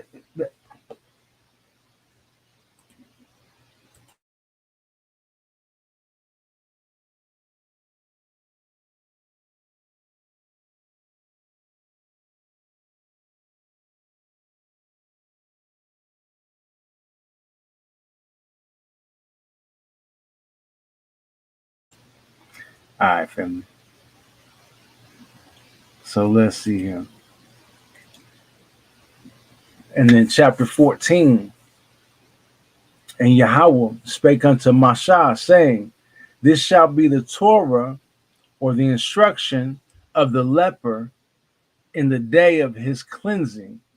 He shall be brought unto the priest, and the priest shall go forth out of the camp, and the priest shall look, and behold, if the plague of leprosy be healed in the leper, then shall the priest command to take for him that is to be cleansed 2 birds alive and clean, and cedar wood, and scarlet, and hyssop. And the priest shall command that one of the birds be killed in an earthen vessel over running water.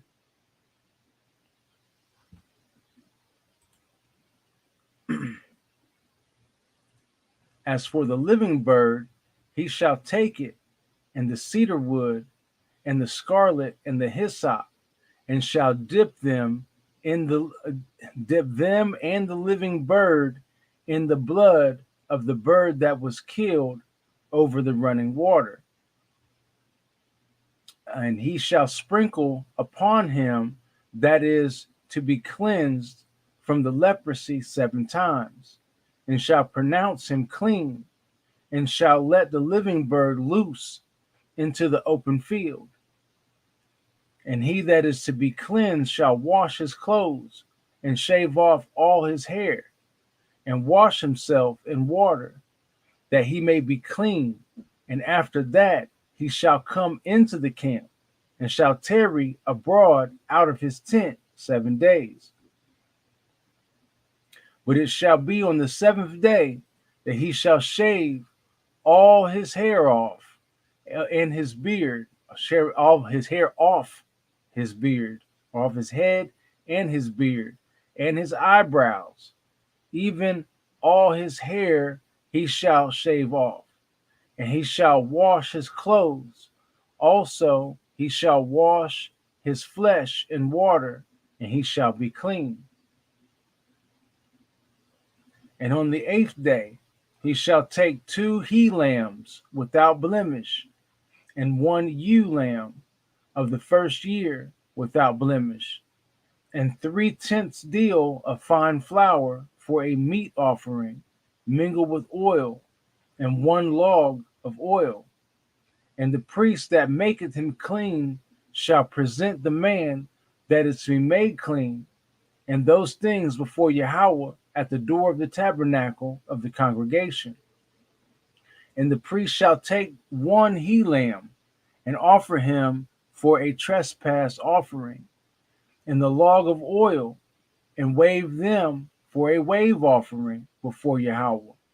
And he shall slay the lamb in the place where he shall kill the sin offering and the burnt offering in the holy place. For as the sin offering is the priest's, so is the trespass offering. It is most holy. The priest shall take some of the blood of the trespass offering, and the priest shall put it upon the tip of the right ear of him that is to be cleansed, and upon the thumb of his right hand, and upon the great toe of his right foot. And the priest shall take some of the log of oil and pour it into the palm of his own left hand.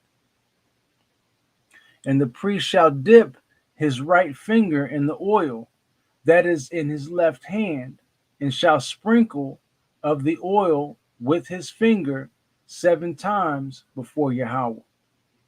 And the rest of the oil that is in his hand shall the priest put upon the tip of the right ear of him that is to be cleansed, and upon the thumb of his right hand, and upon the great toe of his right foot, upon the blood of the trespass offering.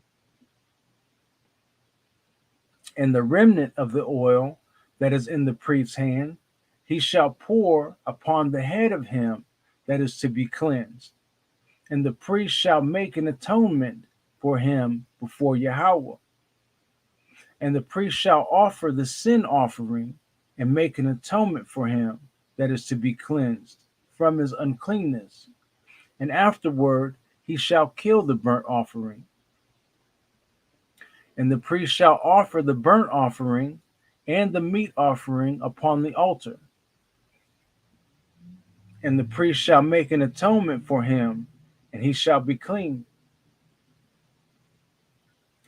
And if he be poor and cannot get so much, then he shall take one lamb for a trespass offering to be waved, and to make an atonement for him, and 1/10 deal of fine flour mingled with oil for a meat offering, and a log of oil, and 2 turtle doves, and 2 young pigeons, such as he is able to get, and one shall be a sin offering, and the other a burnt offering. And he shall bring them on the 8th day for his cleansing unto the priest, unto the door of the tabernacle of the congregation before Yahweh. And the priest shall take the lamb of the trespass offering and the log of oil, and the priest shall wave them for a wave offering before Yahweh. And he shall kill the lamb of the trespass offering, and the priest shall take some of the blood of the trespass offering and put it on the tip of the right ear of him that is to be cleansed, and upon the thumb of his right hand, and upon the great toe of his right foot. And the priest shall pour of the oil into the palm of his own left hand. And the priest shall sprinkle with his right finger some of the oil that is in his left hand 7 times before Yahweh. And the priest shall put of the oil that is in his hand upon the tip of the right ear of him that is to be cleansed, and upon the thumb of his right hand, and upon the great toe of his right foot, upon the place of the blood of the trespass offering. So we've definitely been getting I see from fleas and lice. So you should recognize the condition. That's right. That's right. I noticed that. I did pick that up where the guy he had to shave all his hair off. Let's see here. The idea is not so far-fetched when you think about the pilgrims infecting the Indians with smallpox through blankets They use natural materials for clothing, not polyester. Right. Definitely. I see you, Yvette. Appreciate that.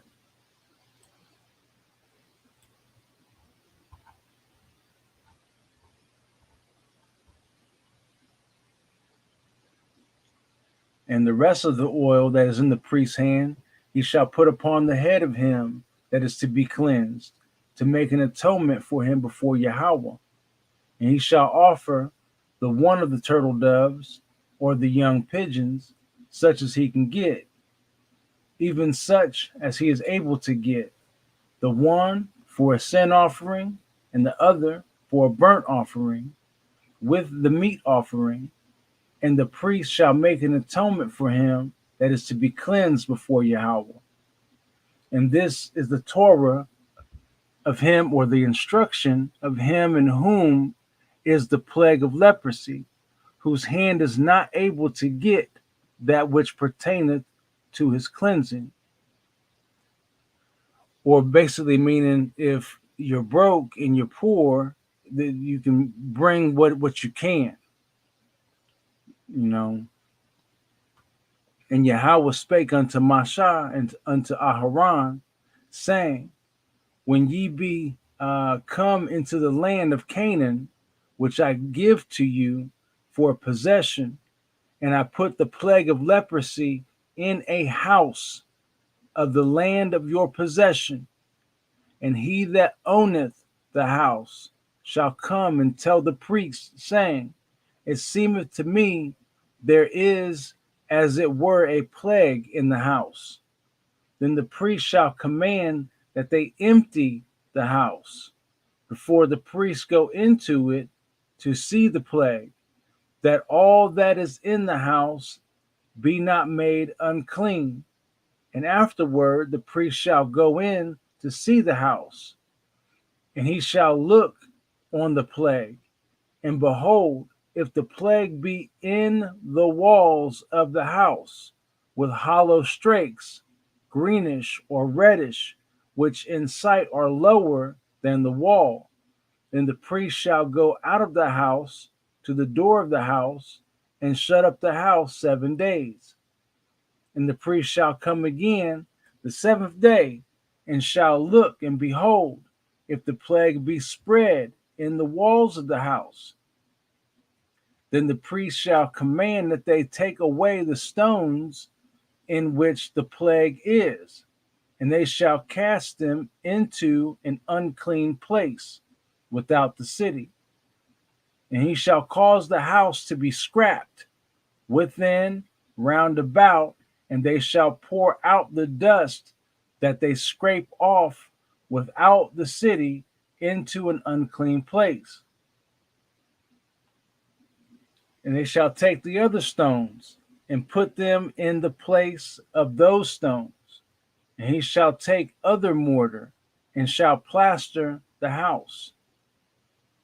And if the plague come again and break out in the house, after that he hath taken away the stones, and after he hath scrapped the house, and after it is plastered, then the priest shall come and look, and behold, if the plague be spread in the house, it is a fretting leprosy in the house.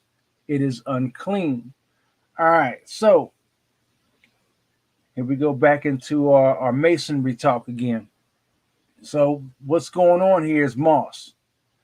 You got mold coming into the house, moss being one of the side effects, or some kind of a greasy biofilm or whatever is starting to build up on the walls or whatever, and it's because moisture is getting in from outside. And so the whole diagnosis here is basically about mold getting in and spreading in the house. And I don't know if anybody here in the chat or anybody watching now or later has had a chance to go through anything like that. But yep, right there, mold. But mold will spread asthma. Mold in your walls or your floors, your ceiling, or let's say you got squirrels or raccoons or whatever to get up in your crawl space or get in between your walls.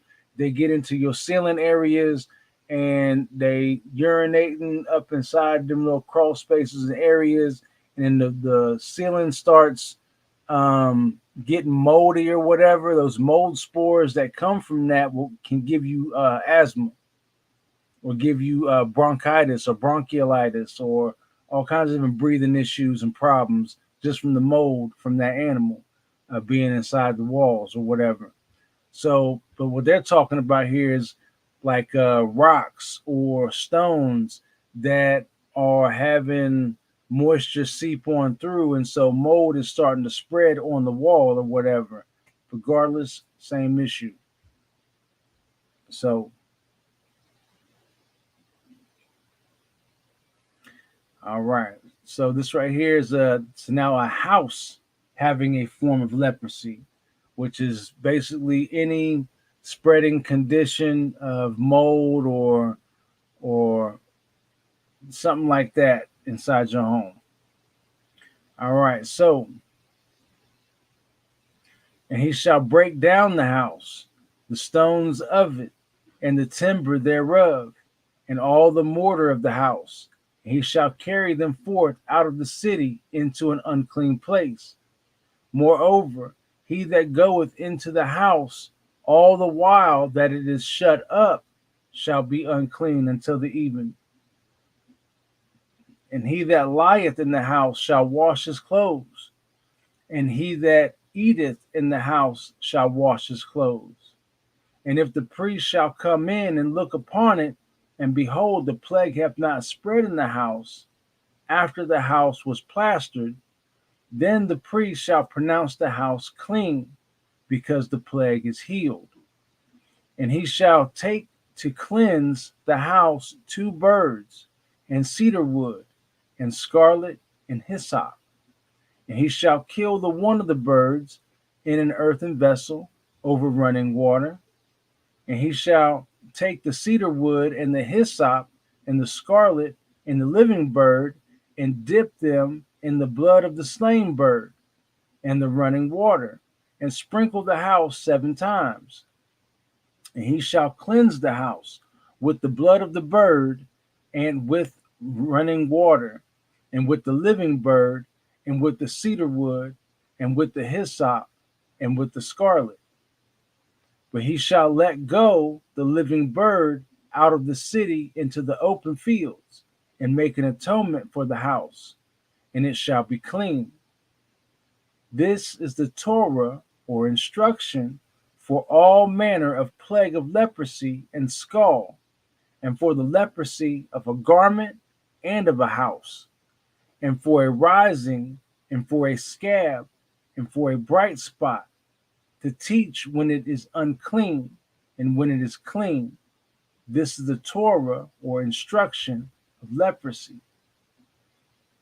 So I think all of that right there was pretty self-explanatory, and I think maybe we'll just finish chapter 15 and probably call it a night. And Yahweh spake unto Mashah and to Aharon, saying, Speak unto the children of Yasharal, and say unto them, When any man hath a running issue out of his flesh, because of his issue he is unclean.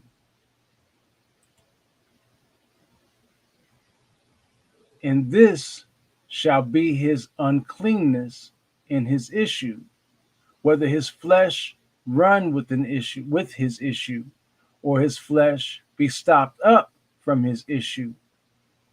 It is his uncleanness. Every bed whereon he lieth, that hath the issue, is unclean, and everything whereon he sitteth shall be unclean.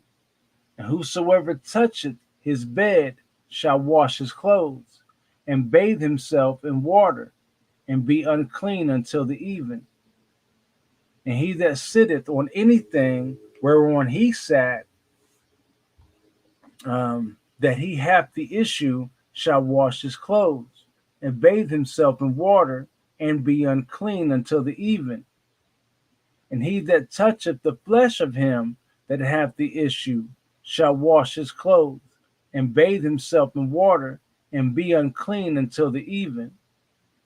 And if he that hath the issue spit upon him that is clean, then he shall wash his clothes and bathe himself in water and be unclean until even.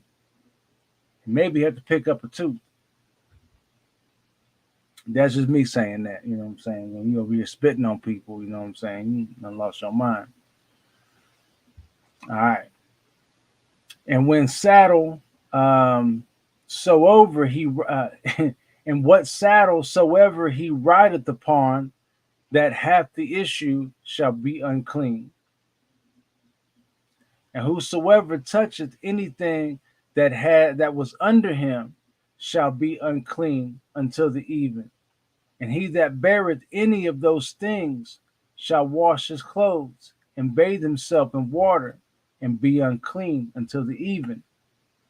And whomsoever he toucheth that hath the issue and hath not rinsed his hands in water, he shall wash his clothes and bathe himself in water and be unclean until the even. And the vessel of earth that he toucheth, which hath the issue, shall be broken, and every vessel of wood shall be rinsed in water. And when he that hath an issue is cleansed of his issue, then he shall number to himself 7 days for his cleansing, and wash his clothes, and bathe his flesh in running water, and shall be clean. And on the 8th day he shall take to him 2 turtle doves or 2 young pigeons, and come before Yahweh unto the door of the tabernacle of the congregation, and give them unto the priest. And the priest shall offer them, the one for a sin offering, and the other for a burnt offering. And the priest shall make an atonement for him before Yahweh for his issue.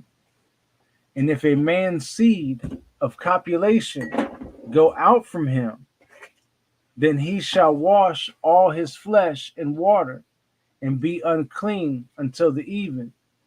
And every garment and every skin whereon is the seed of copulation shall be washed with water and be unclean until the even.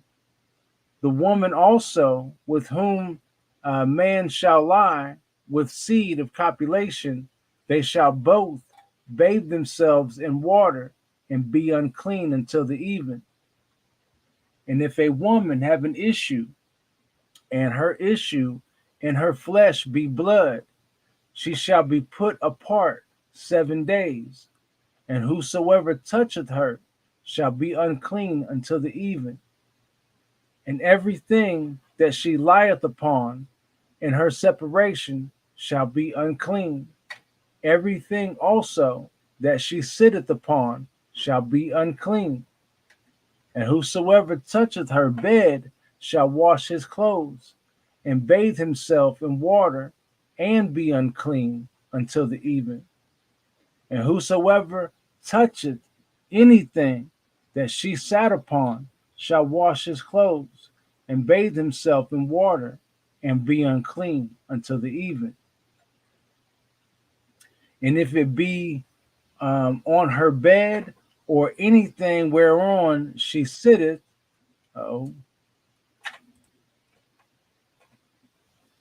okay, no, that's your other device over there.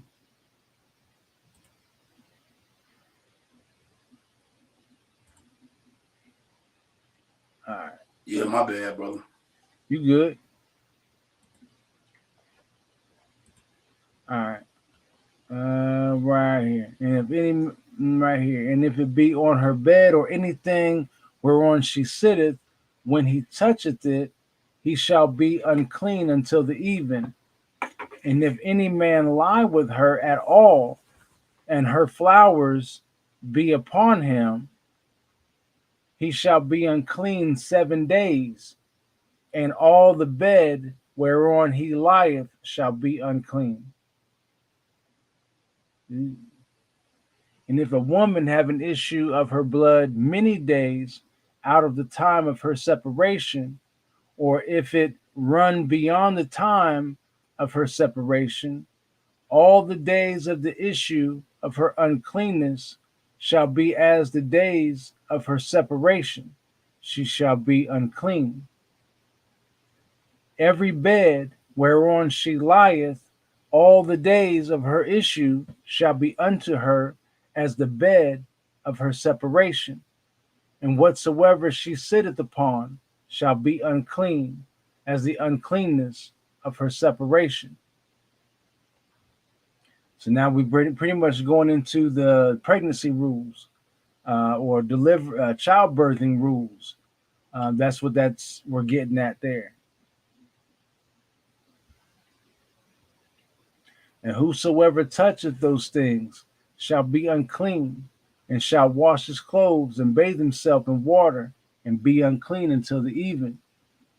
But if she be cleansed of her issue, then she shall number to herself 7 days, and after that she shall be clean. And on the 8th day she shall take unto her 2 turtle doves, or 2 young pigeons, and bring them unto the priest to the door of the tabernacle of the congregation.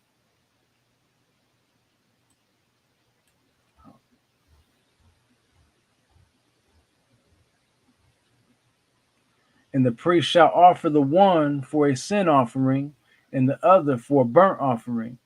And the priest shall make an atonement for her before Yahweh for the issue of her uncleanness. My understanding is we don't got to be doing any of this because we have Yahweh Shai. Right. But We're not going to do any sacrifices with turtle doves and stuff like that. right, I understand, but that was like out of nowhere. It's not out of nowhere because I'm listening. Just because everybody Right. else is like crickets. I mean, you've been reading on and on and on and on and on and on and on. So, All right, calm down. you know, so I'm just like, I just want to make that factor because I see some of my sisters in groups where, and I struggled with this because I would see them doing it and I really seeked Yah about it. And now I know that there's no way that they're being correct in this because to be correct in this, you got to do things all the way. You can't do things halfway. Where some of Right. my sisters, even when they like menstruate, they like walk around with gloves to cook. Some of them stay in separate on separate rooms from their husbands. They have separate bathrooms. Anywhere they sit, they put something to sit in on. I mean, they really take this to the level in which you're reading it. And that was something that I struggled with for a long time in this awakening. But if that's the case, then they're really supposed to be going to a Levitical priest so he can go get 2 turtle doves and stuff like this. And I knew that the Most High had ministered to me like, no, there's no, there's no need for you to do these things because I gave you the blood of Yahweh. It is my new covenant. But the sisters walk around with plastic. They literally walk around with plastic gloves on their hands, cooking and stuff. Sheesh. And that, to me, that's, if they want to do that, that's fine. I'm not going to be somebody to tell them not to do that. But here's the thing. If I got to walk around with gloves because you think that I'm dirty for that week, those 7 days, you're going to be cooking. I'm not doing that. I'm not going through that. Because that's exactly what I was thinking. I was like, these women are walking around with plastic gloves. And they would change, after they would touch something, they would change them. They're constantly changing the gloves. And wherever they go, they're constantly changing the seat that, like wherever they're sitting on. I mean, there's some of this stuff where obviously Abba is definitely going to be getting us right in some way, shape, or form about how we're gonna be handling some of these things. And I know some women are hearing me right now, especially women from the camp. And they're like, "Oh my goodness, she's so out of order." And I'm telling you, I seek the Most High. I really did, because I'm not one of those that just sees something and be like, "Oh no." If I have to do something, and even if it makes me uncomfortable, I will do it. I don't, because most of the time, what the Most High is going to ask us to do is going to make us uncomfortable. Because when He asks us to do something, it's because He's trying to bring us to where we're supposed to be, because we've been in this world for so long that we've adapted to things that we should never have adapted to. Anyway, I digress, because we got to move on and finish this chapter. All right, let's see here. And the priest shall offer the one for a sin offering and the other for a burnt offering. And the priest shall make an atonement for her before Yahweh for the issue of her uncleanness. Thus shall ye separate the children of Yasharal from their uncleanness, that they die not in their uncleanness, when they defile my tabernacle that is among them. This is the Torah, or the instruction of him that hath an issue, or of him whose seed goeth from him, and is defiled therewith, or of her that is sick of her flowers, and of him that hath an issue of the man, or and of the woman, and of him that lieth with her that is unclean. So it's a whole lot there. And I'm pretty certain we explained everything. If we didn't explain it, please I let mean, us know. we went through that very quickly. I was surprised people weren't talking. I mean, after you breezed through it quickly. Even the part where I think I heard it, where like when two man and woman have intercourse. Did you breeze right through that, right? How they're unclean. Yeah, I mean, I didn't like breeze through it like, you know. Well, maybe that's what well, I don't know, because by the time I repeat it in my head what you just read, you were going like two lines ahead of me. So for me, it's fast, but maybe everybody catch on quickly. Because I know that I one time I didn't know that either. Like, because the man is dirty too. Yep. Like his ejaculation, he's dirty, and sexual fluids is dirty. Hmm. Like, y'all gotta make sure y'all bathe and stuff before you go to the Most High in prayer.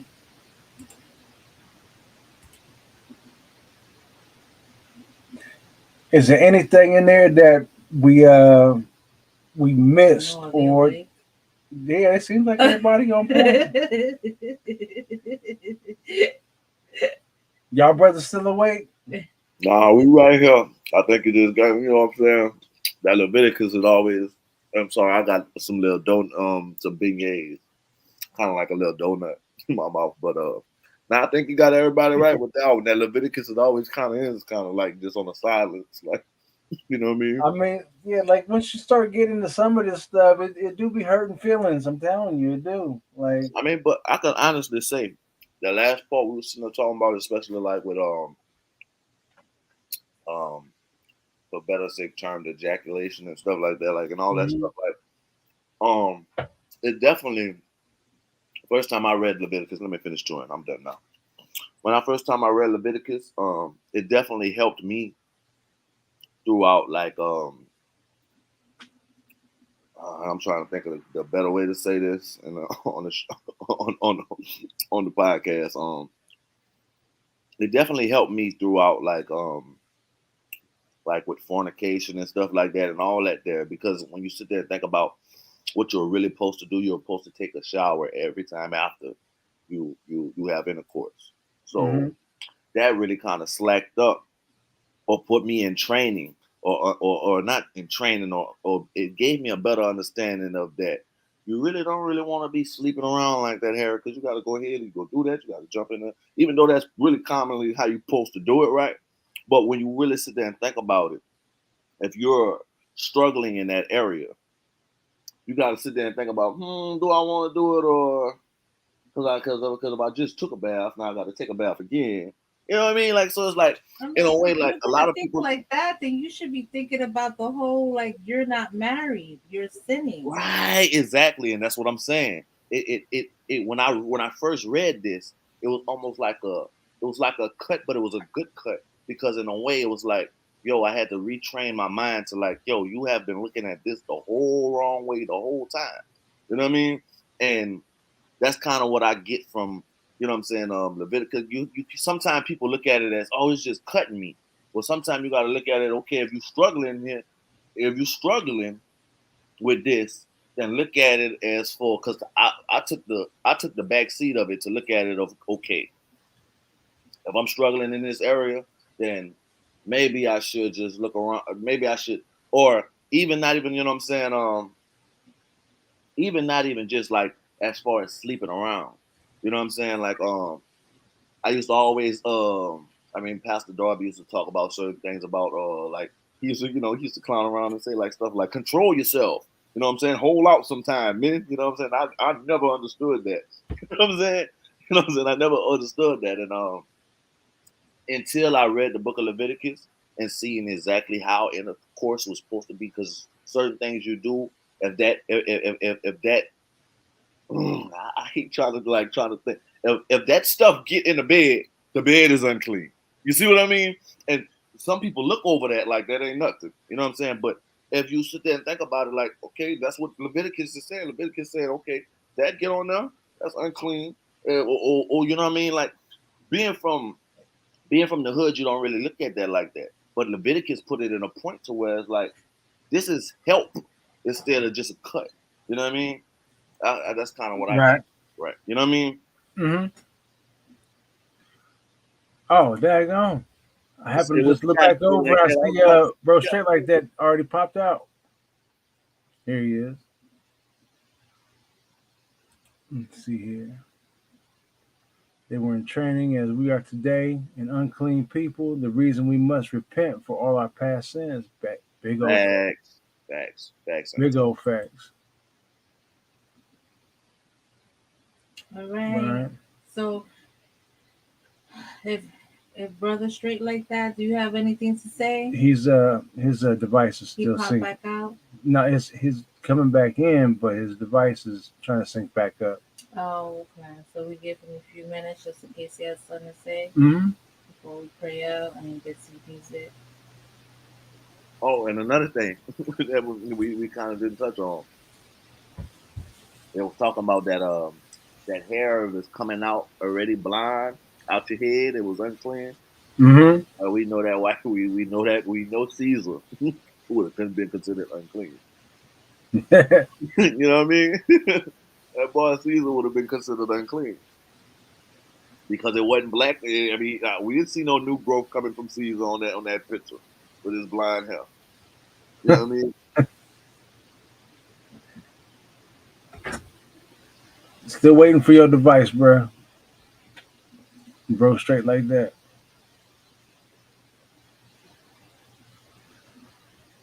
Yeah, other than that, I thought everything was pretty self-explanatory. There was some poetic moments here and there where things just, I mean, a lot of it was repetition, and like we say, you know, no matter what it seems like, we got to read it. We got to make sure we understand it. Um, And if there's something that people are still confused about, then they just bring it to the Most High, asking for clarity and revelation. Absolutely. I mean, I was sitting here wondering if there was anything that we had kind of covered over or didn't really cover enough of. Here we go. There you go, Wop. Yeah, brother. I didn't have too much. I was really just listening.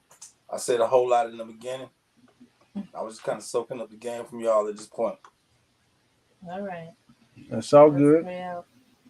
All right, so we're gonna go ahead and pray on out, and then I got some new jams for y'all this evening. Like some of this, like oh my goodness, I can't wait. Brother Yeah. Ross, it is one thing I wanted to say, man.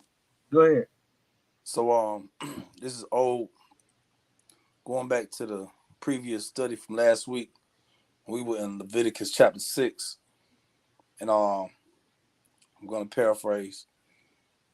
It was talking about the way we handle each other when certain things happen, and I had made a point of that no snitching is kind of out the window, and I wanted to clarify that also because,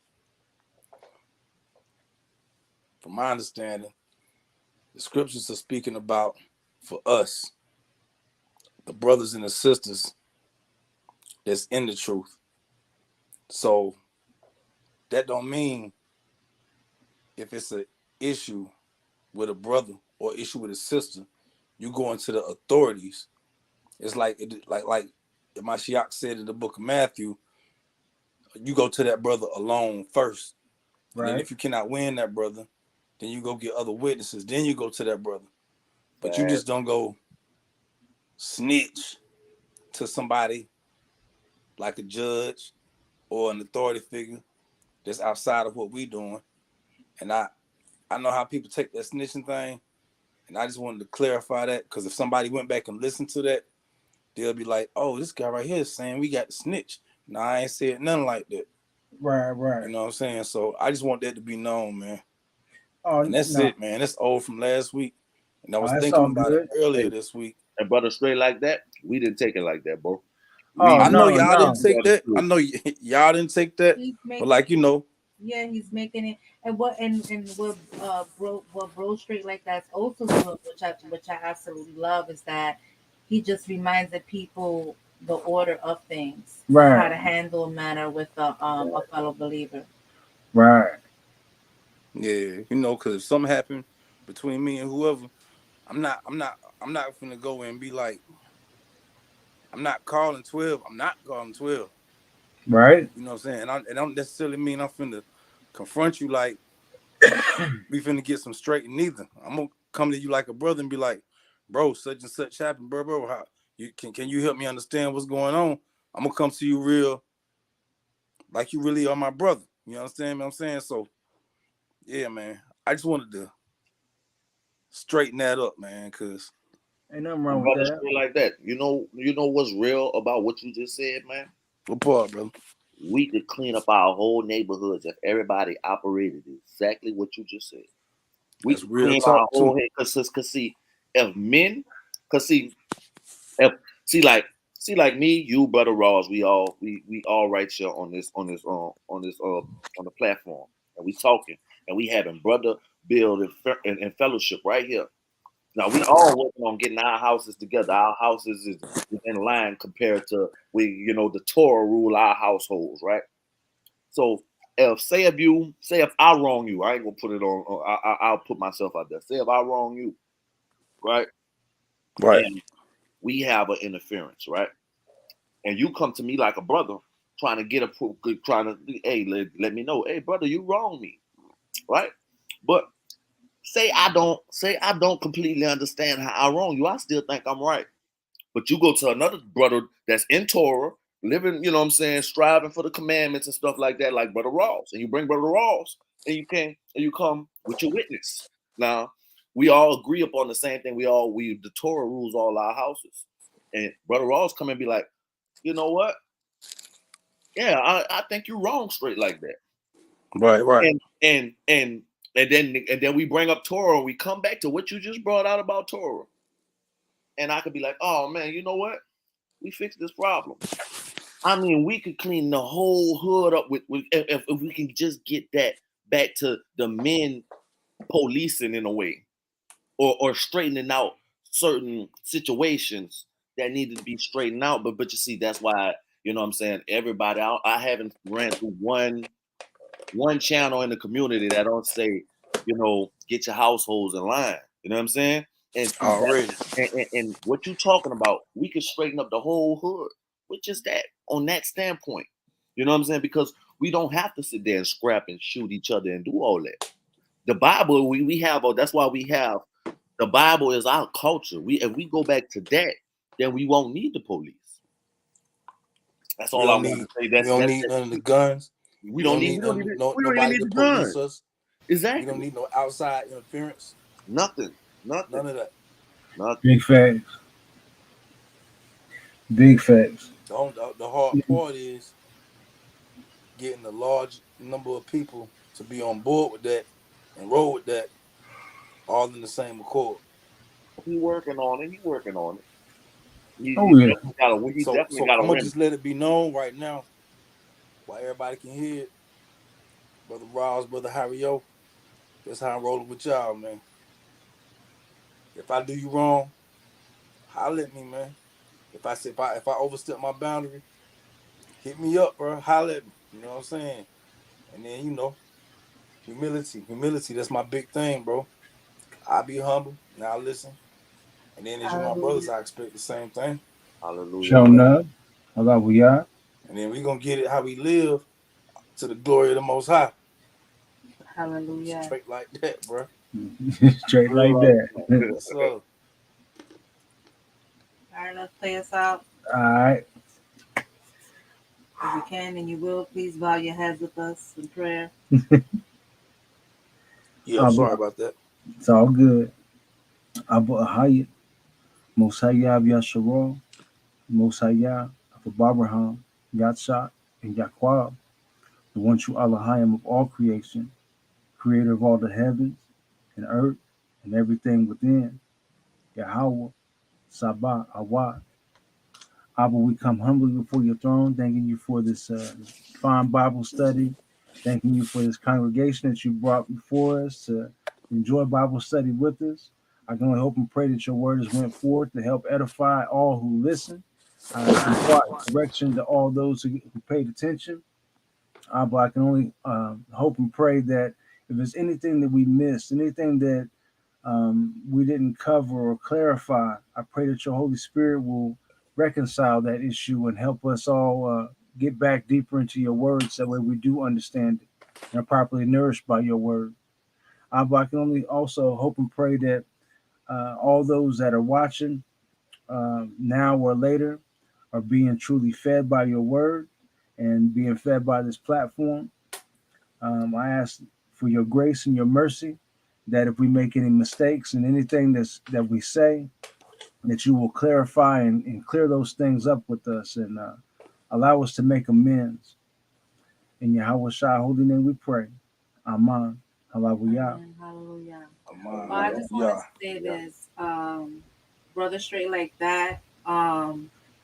You're always contributing some jewels and giving us, knowledge, a wealth of knowledge. So please don't ever feel like you need to apologize for sharing. Me, saying the comment. All right, if you can and you will, please bow your heads.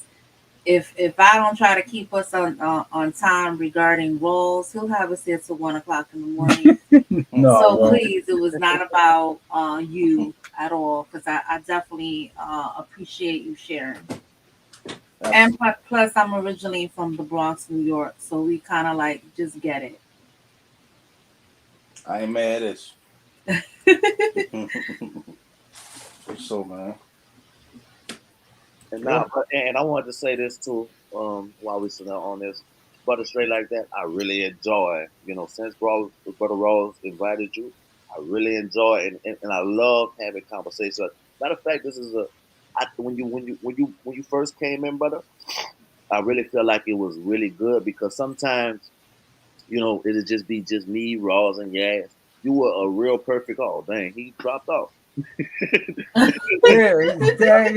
Like, I don't think it was nobody Oh, else. You know what so I'm saying? bad. It's Now no. he's gonna feel. If Oh, you still listening to me, brother, if you still can hear me some type of way, bro. no, he's not gonna hear you. Take a pause, because that's what I thought before. I thought he was able to hear me when I was speaking, and he couldn't. He didn't hear me, I thought and he that's had what two I repeated. devices. 'Cause I know as soon as he fall off, he jump in the chat. That's why I was saying that you could still hear me. Oh, here we go. I'm up in there. Oh, there we go. There we go, bro. But I just wanted to say, man, I really enjoy that you have joined us in this fellowship, brother. Like it's nothing it's nothing more deeper than two or more brothers. You know what I'm saying? Sometimes when it's just me and Brother Rawls, we can make it work. Me and Brother Rawls, like yeah, say sometimes you gotta tag in and tell us what Yes, you boy. guys talk. cut the lights on, boys. And y'all going to y'all just talking. We forgot where we were, But it's when you joined in, brother. I feel like almost like every time we have this type of talk or this type of what you call them, I feel like almost like Brother Ross. You remember when Hezekiah came on here? Yeah. It was Hezekiah and Black Gold, I think, was on here, and we Yeah. was just so deep. It was just like a manly talk. We was all feeding off of each other, and that's the same feel I feel when you come on here, brother, straight like that. You're always welcome here, brother, and I love it that you're here, man. I just wanted to salute you on that, man. And I appreciate y'all having me. It was unexpected. Brother Rouse just hit me up out of the blue one day. He was like, "You wanna come on?" I couldn't do it that night. You know what I'm saying? But I was feeling bad that night. But man, yeah, I got on the next week. I've been trying to rock with y'all every week after that. I was feeling bad tonight too, but I was thinking about what Yazaret said about Ross when he was trying to get the vehicle going. And she was like, he was going through all that. He was still trying to come do the study. You know what I'm saying? So I was like, all right, bro, gird yourself up. Don't be lazy. Hallelujah. You know what I'm saying? Get up out that flesh. Gonna get on this stream. Yeah, man. And I feel better. That's the same thing that happened last week. I was feeling kind of down, feeling bad or whatever. And I got on the stream with y'all. I left. And it's like my spirit was renewed, man. So thank you both. Yeah, all praises. All praises to the Most High. When Rose told me, for having me. I appreciate you. Please Rose believe. had told me at the last minute that you didn't know if you were going to be able to come on because you wasn't feeling well. And the first thing I thought about besides, we're going to make sure we put him in prayer was, I know this attack is happening to prevent him even from coming on.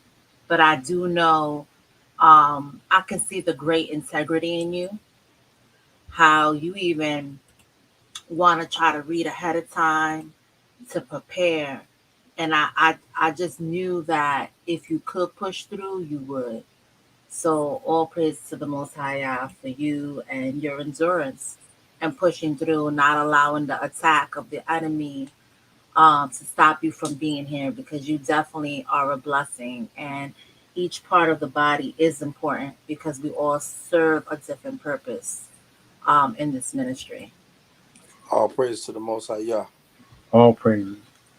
So the first song I want to get into is something I think that everybody can relate to as far as being in this awakening and some of the things that have happened personally in our lives with our families and some other things in different areas. All right. So this is Paisley the Hebrew, Since Then. And I'm just going to let the Most High direct what songs we play and everything. So just tune in, stick with us. Please enjoy. The juice. Holy means to be separated or set apart. Since you came into the truth, your whole family turned their back. Everywhere you spin, you're being verbally attacked. Cult this, devil that, like your eyes all black. And you feel me right now, cause what I'm saying all facts. Pray they see the light, it might not be their time yet.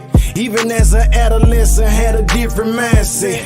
Never cared for the club, you rather go relax. Unplug from the matrix, nature so detached. You ain't into all the trends like your friends. You gon' do your own thing, stay in your own lane. You gon' fly your own plane. That's the trait of a leader.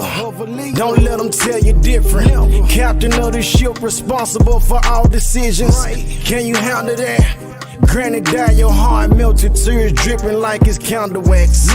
All your troubles meant to shape you into mold you. In the Most High's army, you enlisted as a soldier, ain't a better place. Lawyers friends with the judge know how these devils play. Every show on television show you something gay.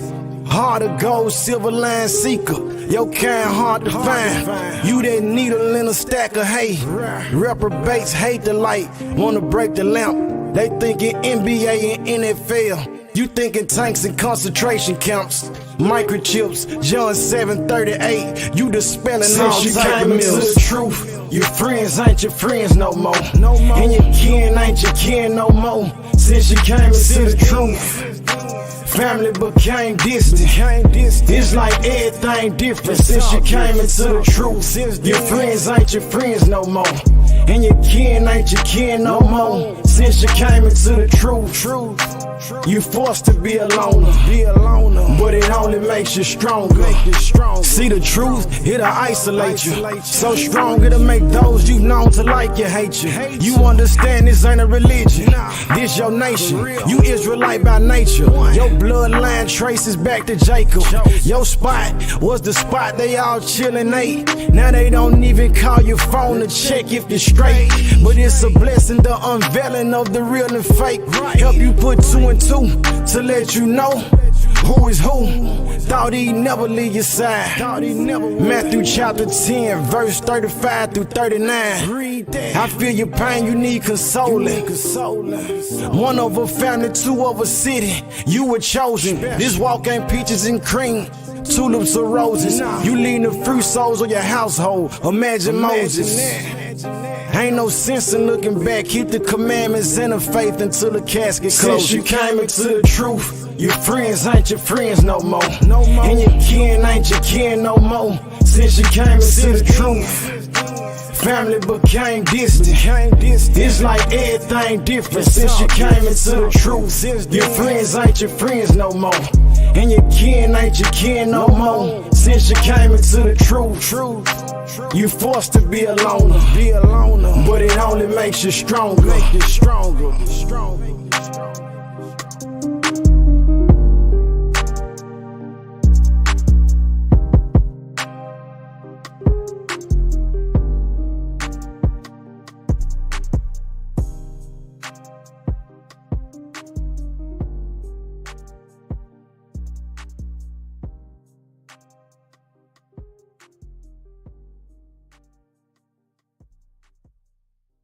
Man can evolve. Man can grow up till he can be trusted. That's what we're saying.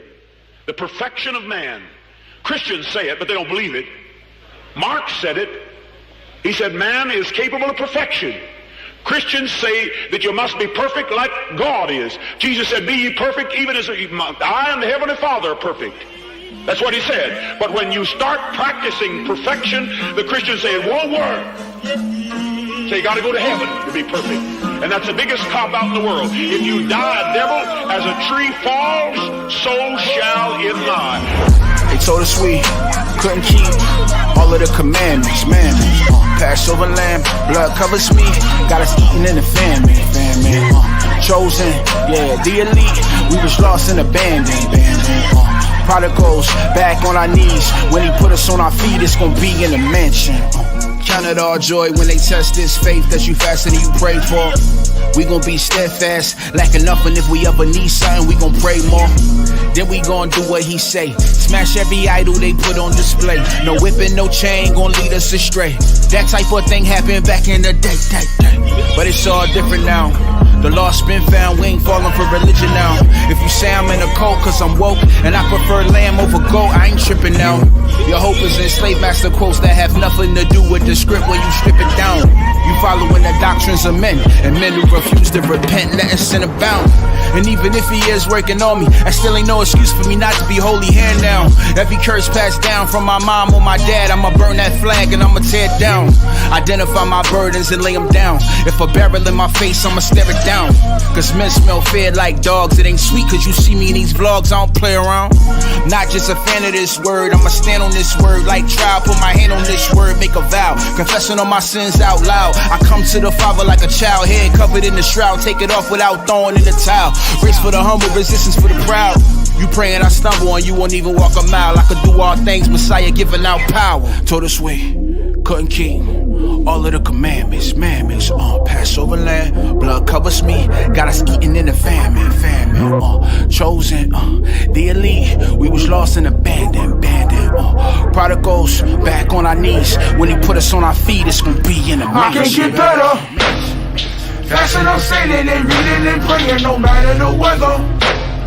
Joy, love, and peace erase all disbelief. I've been keeping my head up. At the pace of a heavenly citizen, obedient faith is gon' get us in. Conviction gives way to my discipline, yeah. I can get better. Fasting, abstaining, and reading and praying no matter the weather. Joy, love, and peace erase all disbelief. I've been keeping my head up.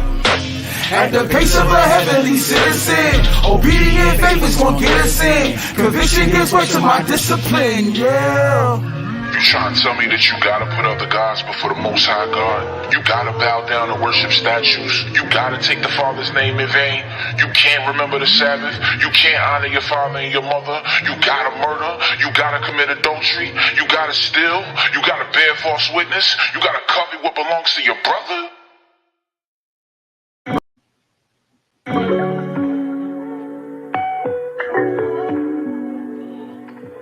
It's a new world out there. It's a mean world out there.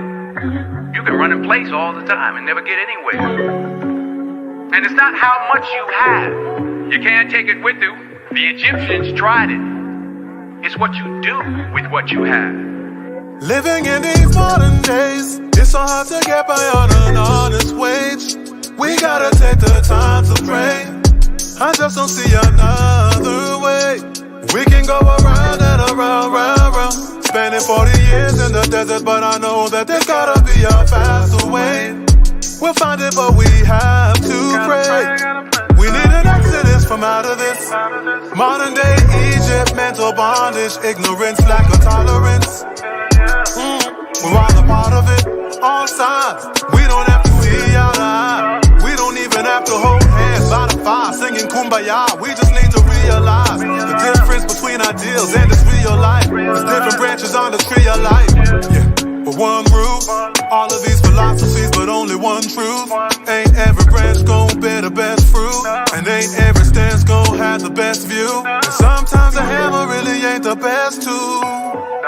Who am I really, just a blessed fool? Probably on the same quest too. Hoping one day I can meet you on the way and bless you. In these modern days, it's so hard to get by on an honest wage. We gotta take the time to pray. I just don't see another way. We can go around and around, round, round. Spending 40 years in the desert, but I know that there's gotta be a faster way. We'll find it, but we have to pray. We gotta pray now. Golden calf on a pedestal, staring at a pole with a serpent.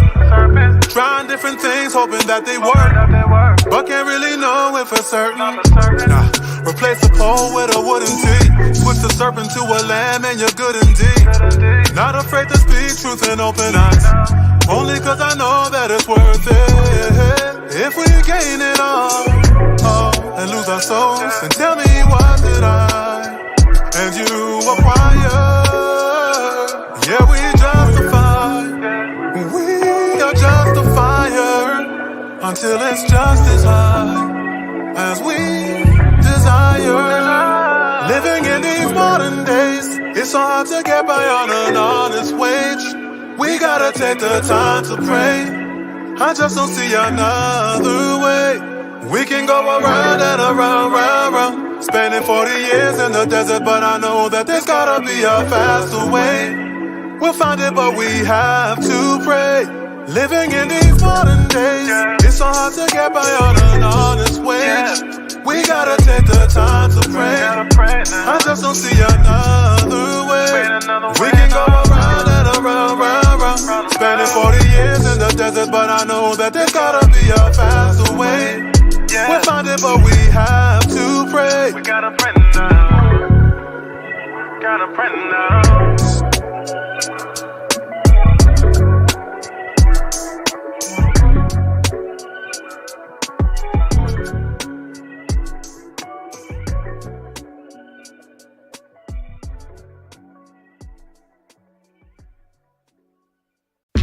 Keep your eyes on Zion.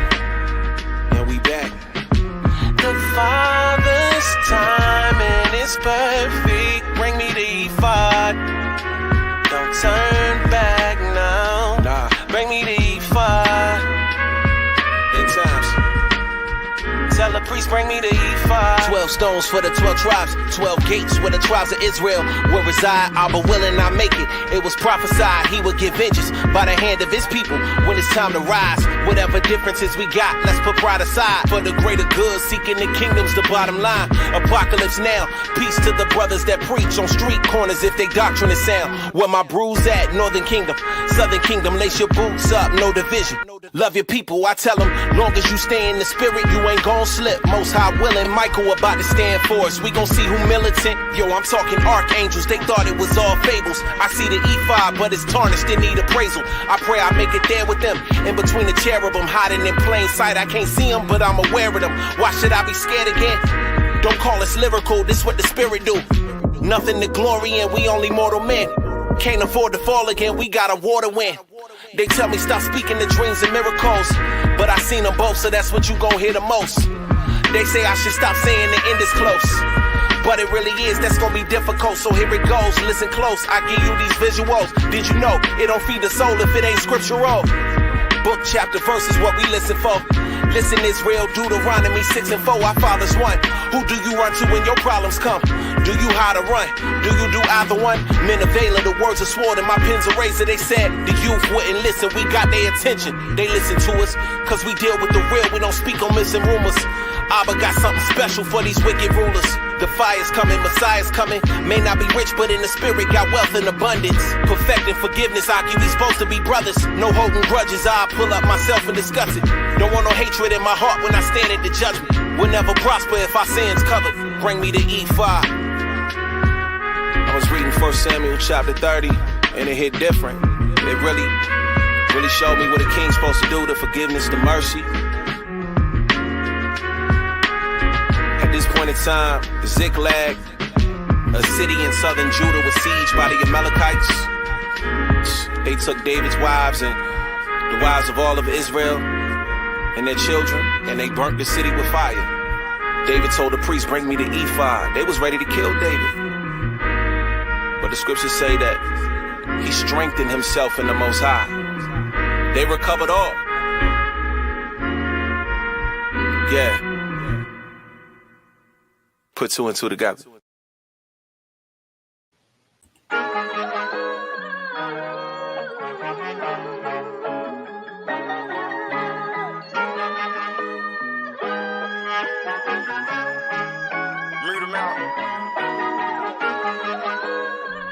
Righteous rebels, we ain't asking to be let in, we kicking the door in. All praise to the Most High.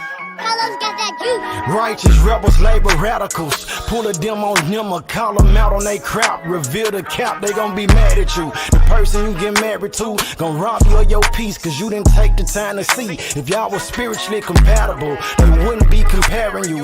If they truly valued you, cognitive dissonance, won't believe if you had the proof. Pray, protect, provide, and guide the family. What a dad do. Love and comfort, help her king conquer. What a mama do. I'm a Jew, super blessed. I woke up feeling wonderful. Laughing at these devils, man, I promise you they comical. And later news, the Mississippi River drying up. But Route 5 and 7, that applies to us. I'm out there trapped trying to save the captives. The people rather stay in shackles. Whole time, me and mine down to slay the mouse. Lions eat when the beef's offered. Ain't for the weak or the sweet talkers. Come like a thief on the sleepwalkers. Koran the Hebrew will defrost them. The bread for the children. Lawyer dogs get the leash off them. The parasites try to leech off them. Clone your voice, get your speech out to the baritone. Go and research it. I come from the bottom. The subway I had to resurface. The youngest fashion crash out when they don't see purpose. Clear eyes, clean vision, sight detergent. Purge my temple, had to detox it. In demand, I had to restock it. Rock with soldiers, same message, had to rebox it. Communication encrypted for all the eavesdropping. Them sneaky links got you pissing blood. Toxic tune promoting addictive drugs. They tryna turn our sons to ladybugs. And our daughters into shameless whores, battle scores.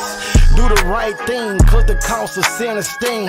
Fruge man with machine James Daniel told us iron and clay. To me, that resonates as transhumanism. Talking cyborgs. All facts, nothing fabricated. In perfect health, then take the vaccination. The Most High, He gives all the praises.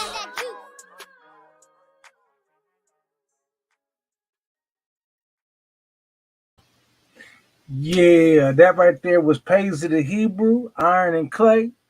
So if y'all didn't know, that's the name of that track right there. I just got done adding all that music, everything. I added that earlier on back over here on RedLetter Rap. I'm needing to catch up on the music player over on Hebrew Sphere. So everybody that's tuning in, if you still using Hebrew Sphere, all praises. Please be patient with me, and I'll have the music player updated for Hebrew Sphere ASAP. Trying to think here. Let me go ahead and do this for y'all, because that last page, man, that's hard, bro. Man, oh yeah, man, Paisley goes in like man, that's hard. And I'm gonna tell you, the first one you played, I hadn't heard that one, but I have that album already downloaded. I feel like the devil been trying to, deter me from even listening to. Cause I listened to, when I see you again off of that's all on that album, and what else? The World on that album, and I just haven't got to that. I don't know how I missed that. Cause I noticed the picture when you put it up there. I'm like, oh, that's all on that album. I never got to check that one out. oh yeah. But that So last page was hard. by all means, please, if you have not signed up over here on the Hebrew Sphere, please sign up over here to Hebrew Sphere, and you know what I'm saying, link up with other awakened individuals. And there's so much still going on over here. The Boule Shuffle. So I gotta check that one out again. Um, there's a whole lot of discussions, a whole lot of groups still going strong over here on Hebrew Sphere. If you into the books and everything, there's just still so much. I mean, there's a wealth building and personal finance, politics, Black history, iron sharpening, Bible studies. You see some of the other groups that's over here. If you're trying to get in touch with some with certain individuals, let me see if I can. Oh,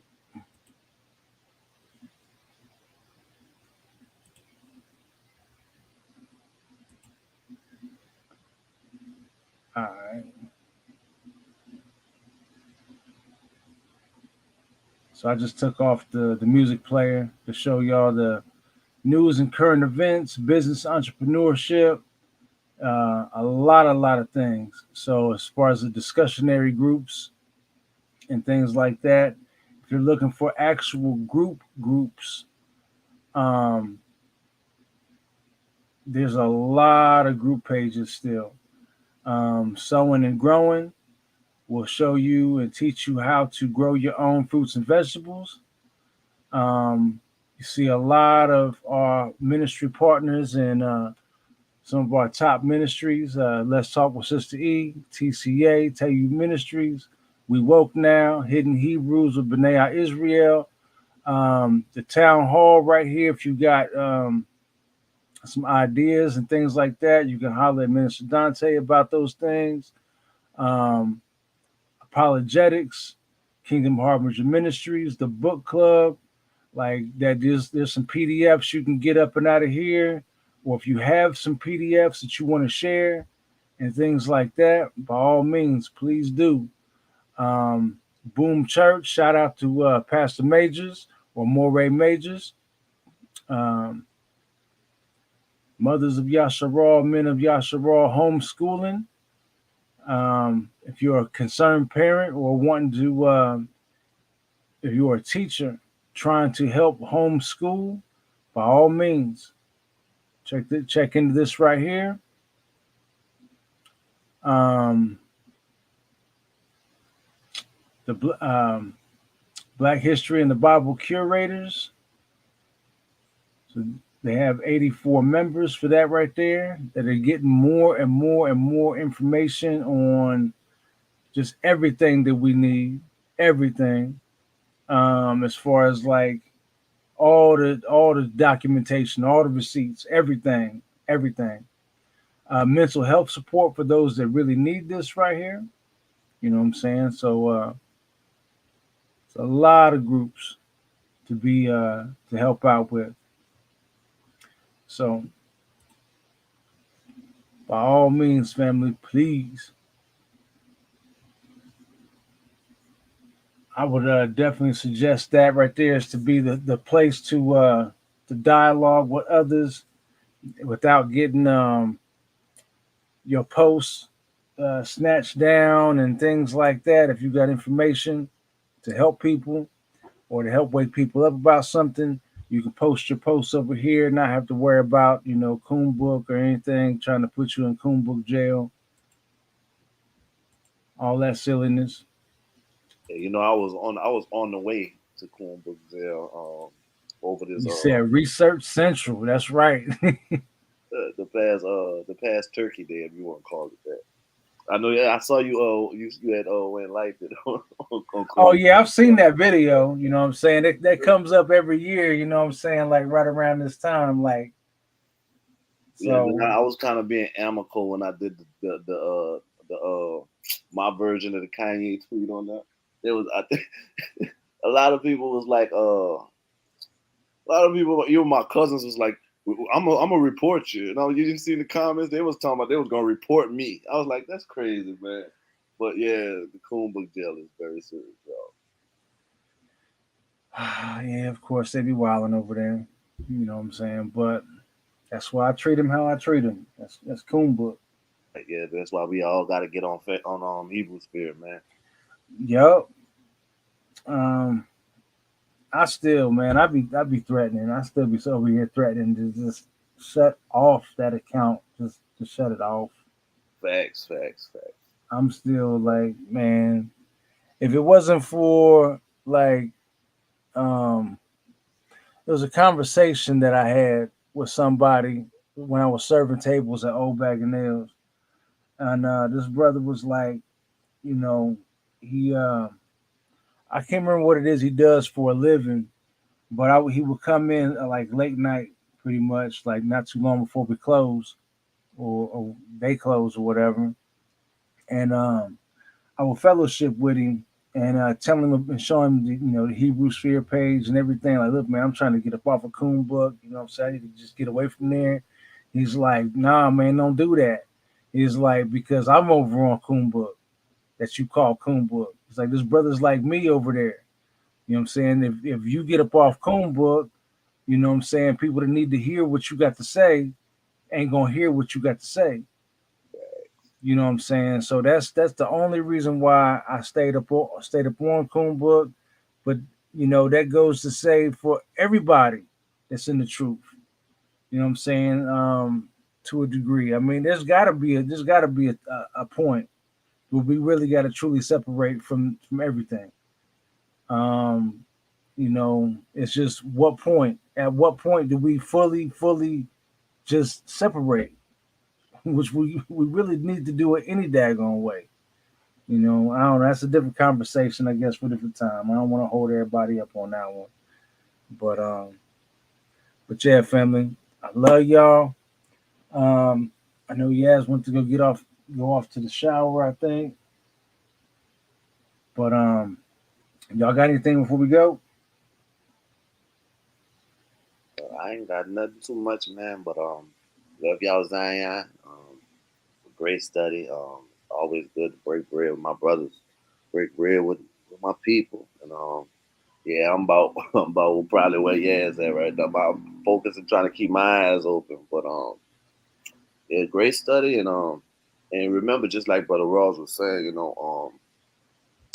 everybody has that person. You know what I'm saying? Brother Rawls is probably that person for that guy. You know what I'm saying? So be somebody's burning bush. You know what I'm saying?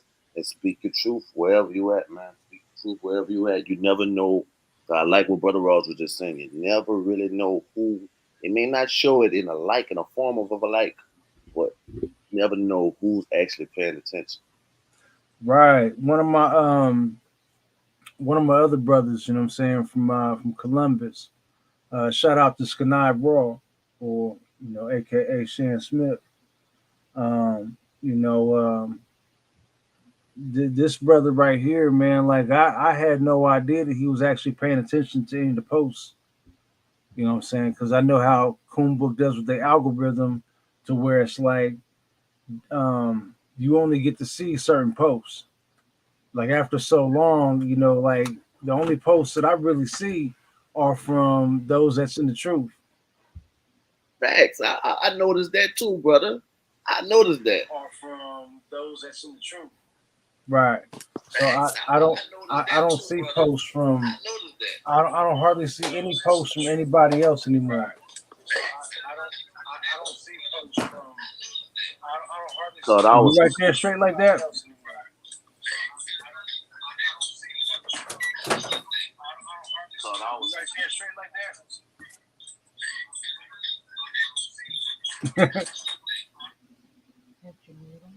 Well, he muted. Yeah, we can hear you straight like that once you unmute. But like, yeah, I don't see any posts from hardly anybody I went to school with. You can hear me now? Yeah. I don't see any posts from. I'm hearing everything that I was just saying a little bit ago from the other device. Okay, it's a delay. It's a major delay. Yeah. Yeah, there's like about a good 10-second delay, something like that they got in between what we saying right now and what they're gonna hear in a little bit. Nah, but brother, I really thought that was just me. Like, I don't see too many posts from like people I went to school with either, like that. And like, so I wonder if they actually seeing mine, because when I post stuff now, it seems like only a few family members and stuff like that. You know what I'm saying? People that I maybe message from time to time. But that's how I feel. I feel like only they could see that, and and then everybody else that's in the truth, like Sharita.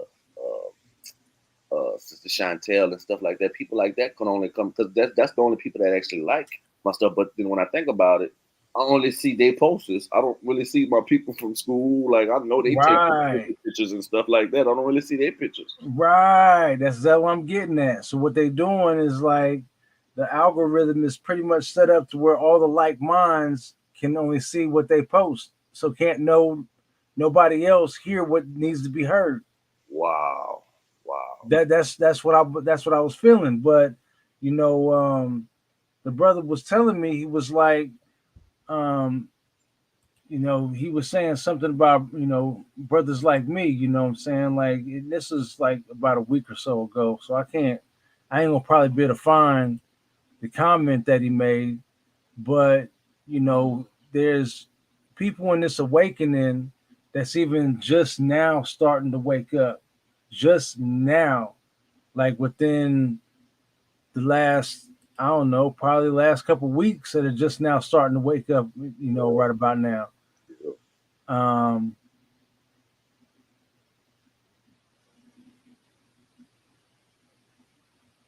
Who was this person?